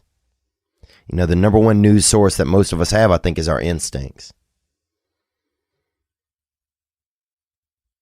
And sometimes it's hard to read them, but that's okay. If something bad, if you get them wrong, you get the instincts wrong, you read them wrong, and you mess up, then that's why you got to be a good person, because then you go to heaven, baby. And then they got what you want up there. They got the snack table, baby. They got unlimited videos. They got it all, gang. Let's take another call that came in right here, 985-664-9503. Hey, Theo, this is Johnny from Rhode Island. I had a quick question for you. Feel a little weird about this one, but whatever. So, I'm 26 years old. My cousin's 21 years old in college. And I'm not going to lie, she's a pretty good-looking girl. She's been posting pictures on Instagram. You know, I haven't really seen her that much since she's gotten older. And oh, if you've never even seen her, then she could be your best friend, dude. According to our previous caller. Onward. And she looks pretty good. Her family's got a beach house right near my father's, and you know, she invited me to come with her friends out to the beach this summer and hang out with them. Is it weird if I go? Should I bring some of my friends? I mean, I don't want to be staring at her. I don't want to do something stupid if we get, you know, a little drunk or whatever. So now tell me what I should do. Should I hook my friends up? I don't know, you know, but. Well, I could tell since it was the last thing you offered, the last suggestion you had was to hook your friends up. So I know you taking that off the table. Look, I think you love your cousin. I think you're attracted to her. I think, yeah, I don't even know if it's illegal anymore to be in love with your cousin. Is it illegal for cousin sex? Hold on, Johnny. Sexual relations between first cousins are illegal in Mississippi. I know Johnny right now. Sorry, what's your name, Johnny? Let me make sure, Johnny. Let me hear. Hey, Theo, this is Johnny from Rhode Island. Yeah, Johnny. I know right now you are hoping that your state doesn't come up on this list. Sexual relations between first cousins are illegal in Mississippi. Thank God. Kentucky. Texas, Wisconsin, North Dakota, South Dakota, and Nevada. They are unregulated but generally frowned upon in all other states. Generally frowned upon. So that could be anything. Washington, D.C. and territories. Those are other places where they're unregulated but generally frowned upon. Look, man. You know, love is love, man. You know, the guy called from after Oxon Hill show, D.C., and he's holding his wiener in there with other men. And they enjoyed the show. That's love. That's some type of love, dude. It's not, you know, it's the other guy never even met the dude. They came up together, and you know, and they met for the second time or whatever. They're best friends or whatever, and they are obviously lovers and gay men. But that's love, man. So if you want to. Here's the thing. What you don't want to do is seem like a pervert. You don't want to go out there and be perving out on your cousin if she's not returning the vibe, bro. That's a no. Because that's your cousin. That's your real cousin. You're gonna have to see her at future events and shit. You can't pop a couple Molly and roll over there to the family reunion and shit, man. You can't. Or do you want to be that dope ass cousin years from now that tried to hook up with the hot cousin in the family? I would just say I would look at the future. 5 years from now, say you're at a family reunion. What does this look like if I do it now? And take the vibe from her. Do spin the bottle with her and her friends. See if they make it so there's no chance. Like, okay, you know, Larissa can't spin if John, or something. If she does that, you know, y'all gotta think outside the box, dude. Because if you think inside the box too much, you could have a baby that has, you know, too much legs. So you got to stay classy, brother. But at the same time, if somebody gets divorced, y'all might not even be cousins anymore. So you also need to, you know, love is love, brother. Love is love. But so I would go to the beach. I would bring a friend. But there's nothing wrong with lusting after a cousin. There's nothing wrong with that. It's just how you proceed through it. That's where things could get unique. I used to date a girl, and her cousin was into her. Now that I think about it, her male cousin, she had a cousin, a male cousin, who loved her, who was into her, and who would try hitting on her. And she thought it was so fucked up. She just always thought it was kind of weird. They're still friends, they're still good buddies and cousins, but she always thought it was a little strange. So, anyway, that's just like a little view from the other side of the tracks. What else we got here that came through? We'll get last week we talked about, was there ever anything in your life that you let go of? That you wish you hadn't? And people hit the hotline with a couple of thoughts on that, and let's get to those right now. Theo Vaughn, what is up, my brother? This is Jack calling from the other coast, all the way on the other side of the country in North Carolina. What's up, Jack from NC? And North Carolina it's quite a real secretive and unique area, and people love it there. You know, people always talking about the Outer Banks and the Inner Banks, and you know, Wells Fargo, all of the shit over there. People love it, gang. Just watched Kiffin practice. Said to hit the hotline if you had something good and you just gave it away. Like, dude, I remember back in high school, I was able to really, it seemed like, get any girlfriend I want. Yeah. Can't imagine what that's like. But, you know, everybody has a time in their life where they're a champ. You either get that champ early or you get that champ late. But everybody has that time to be that chirping champ. We all get it. There's some moment in the world. And here's the thing. If you chirp early, you don't chirp late sometimes. You know? But everybody has that chance to be a chirping champ. Let's hear more. Had a lot of good girls. And, dude, I would always just give them up. I'd always break up with them because I always just wanted another one. Like, I wanted a better looking one, or I wanted a funnier one. And, like, you know, I've really struggled to even, like, get in a relationship nowadays. I'm 26 years old. Been a while since I have, like, an actual girlfriend. And I don't know, man. Yeah, I just think it's kind of funny. It's like, I don't know what part of me is always just, like, doesn't want to accept this good thing and, like, always thinks there's something better.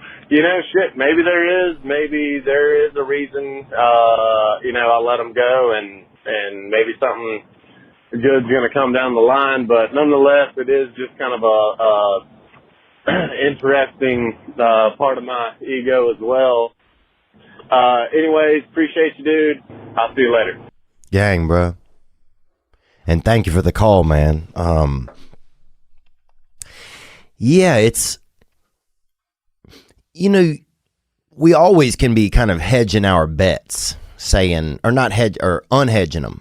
You know, we always saying, okay, well, this situation is good, but I'm willing to set it to the side and see if another one comes. and then I think sometimes another one might not come. I mean, you sound young enough, and you are young. You're 26, you said, but you sound wise enough and aware enough where at least you kind of see what's going on, and at least you're self-aware, so it's gonna work out fine for you, brother, because now you're calibrated, and you'll know, okay, you'll know when what's right is right comes next.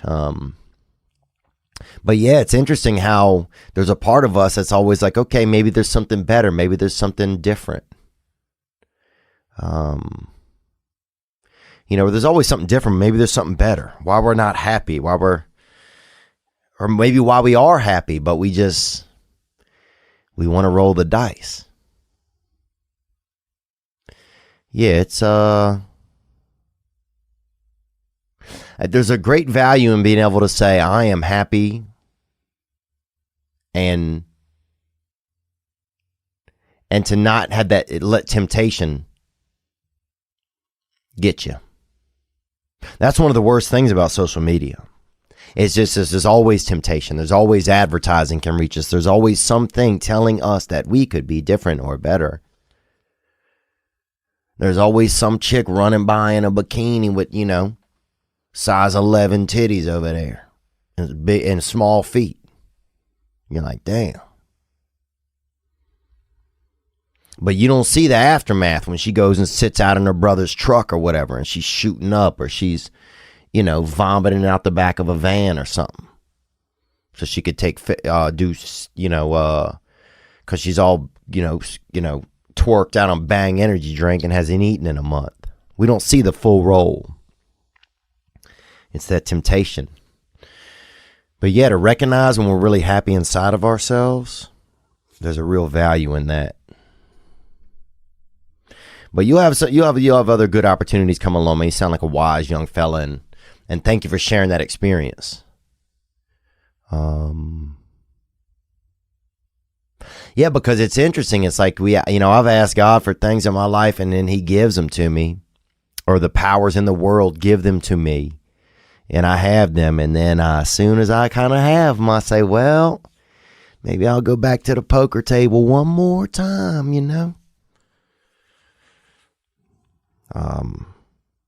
And whatever that little battle is right there, there's something that's real strong, it's powerful. To be able to say, man, I'm grateful for what this is, and I'm going to take care of this gift that I have. And I know with dating and stuff, I'm kind of generalizing it, but, and dating is just kind of specific, it's a specific thing, but yeah, it's the gambler, man. That's the gambler gang.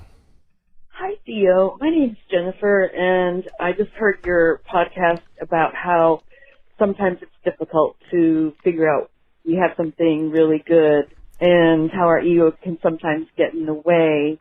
And I wanted to share my story, and especially because I'm older, I'm in my early 50s, and this happened when I was in my early 20s. And thank you for calling, Jennifer, and yeah, let's hear about it. So I wanted it to be a little cautionary tale for the young folk that listen to your podcast.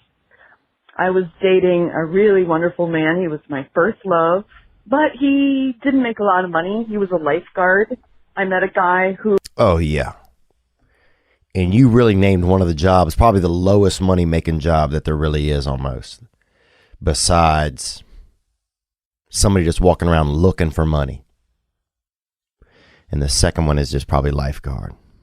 Let's hear more. Thank you for the call. Who was an investment banker and made a lot of money, spent a lot of money on me. And so, long story short, I dumped the lifeguard thinking... oh, I've got it made with this guy, the new guy. And he turned out to be a major douchebag. Mm-hmm. Surprise, surprise. And when I went crawling back to the lifeguard, he was already dating a professional volleyball player, and his attitude toward me was pretty much talk to the hand. And to this day, I regret having done that. So just FYI, if you have somebody good don't be so sure that you've got a million more chances to meet better and better people, because that doesn't happen too often. And in my case, I never found anyone I liked as much as the lifeguard guy. So, bye, Theo. Love you. I love your podcast. Mwah. Big hugs. Gang, thank you. I love you too. And I appreciate that. I appreciate you sharing that anecdote from your life. Yeah, I mean, you know, they say you don't know how something is till it's gone. And, but yeah, it's just so like, we get gifts, you know, sometimes, and sometimes they're people, and sometimes they're things, and sometimes they're experiences, and but I think the people one is most important. You know, when you get that gift of being able to know someone, or have that time, have someone's time, have someone care about you. And it's nice you get to care about somebody. That's one thing that I've really started to learn in the past few years of my life, is just how much I really enjoy caring about someone else. It's nice. I mean, it's really nice to just have somebody to care about. You know, make sure that somebody is taken care of, make sure that somebody is warm and comfortable, and make sure that somebody is not scared. You know, make sure that somebody is,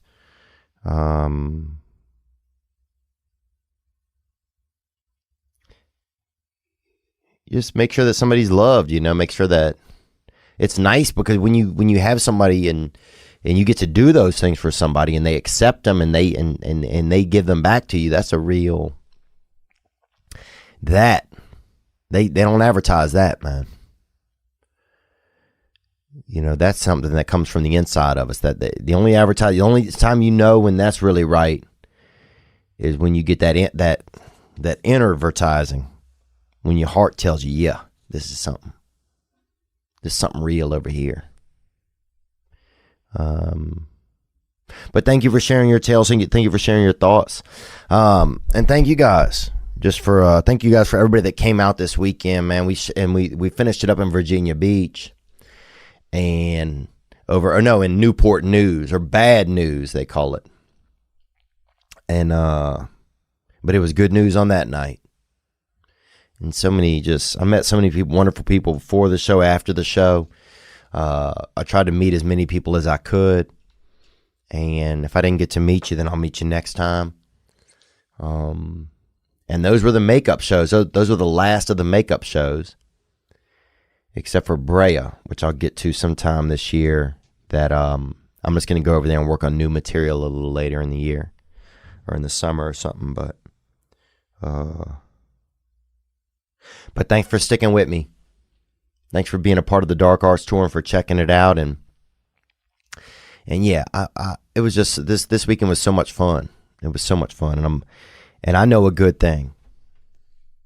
You know, and that's why I showed up today, because I know a good thing, and a good thing that we have, that I feel and have felt from everybody across this entire country, and really across the whole world, in Australia, and in the UK, and Norway, and Sweden, and somewhere else. But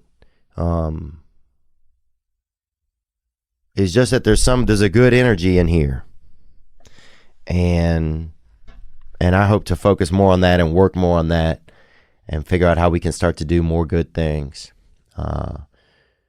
together and for others. And gang, bro, all day. Thank you so much for the love and support.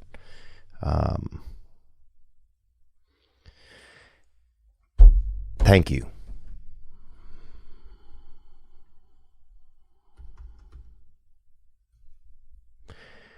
And we'll finish out with a little Bishop Gunn right here.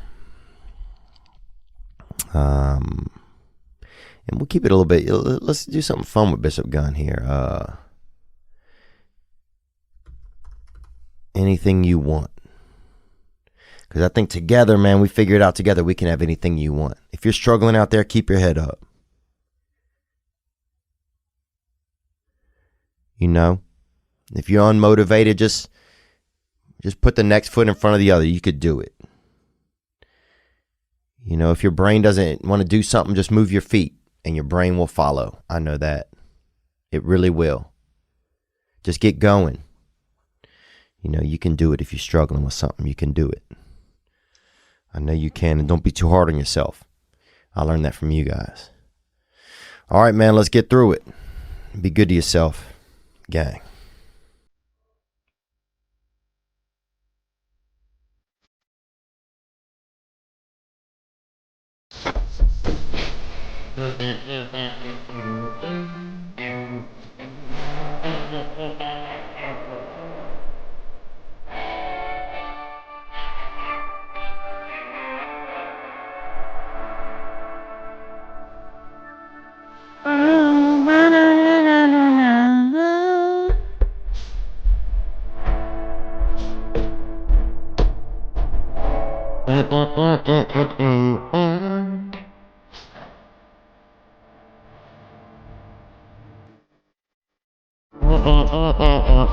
Hello or not?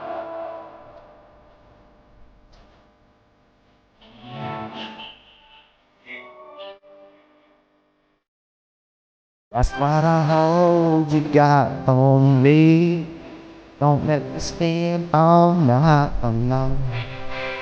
You can get me I leave. You don't do what I do. Oh.